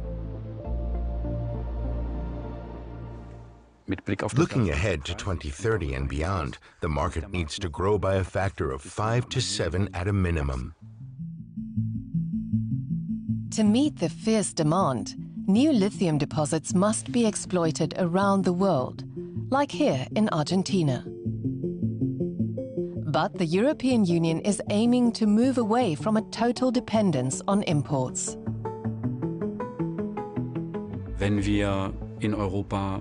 If we want to keep producing things in Europe that currently require us to import raw materials, then of course it would be much better from a sustainability point of view if those raw materials didn't have to be shipped here from halfway around the world. But is sourcing lithium closer to home enough to make the process environmentally friendly?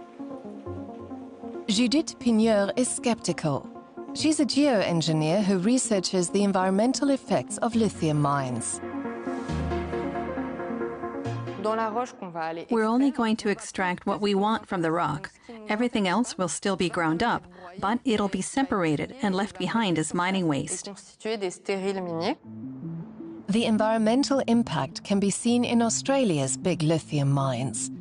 There, between 3 and 10 tons of waste rock is created in order to extract 1 ton of lithium metal.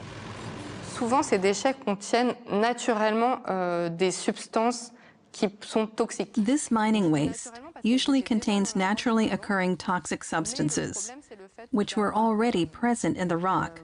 The problem is that the crushing process allows them to spread much more easily.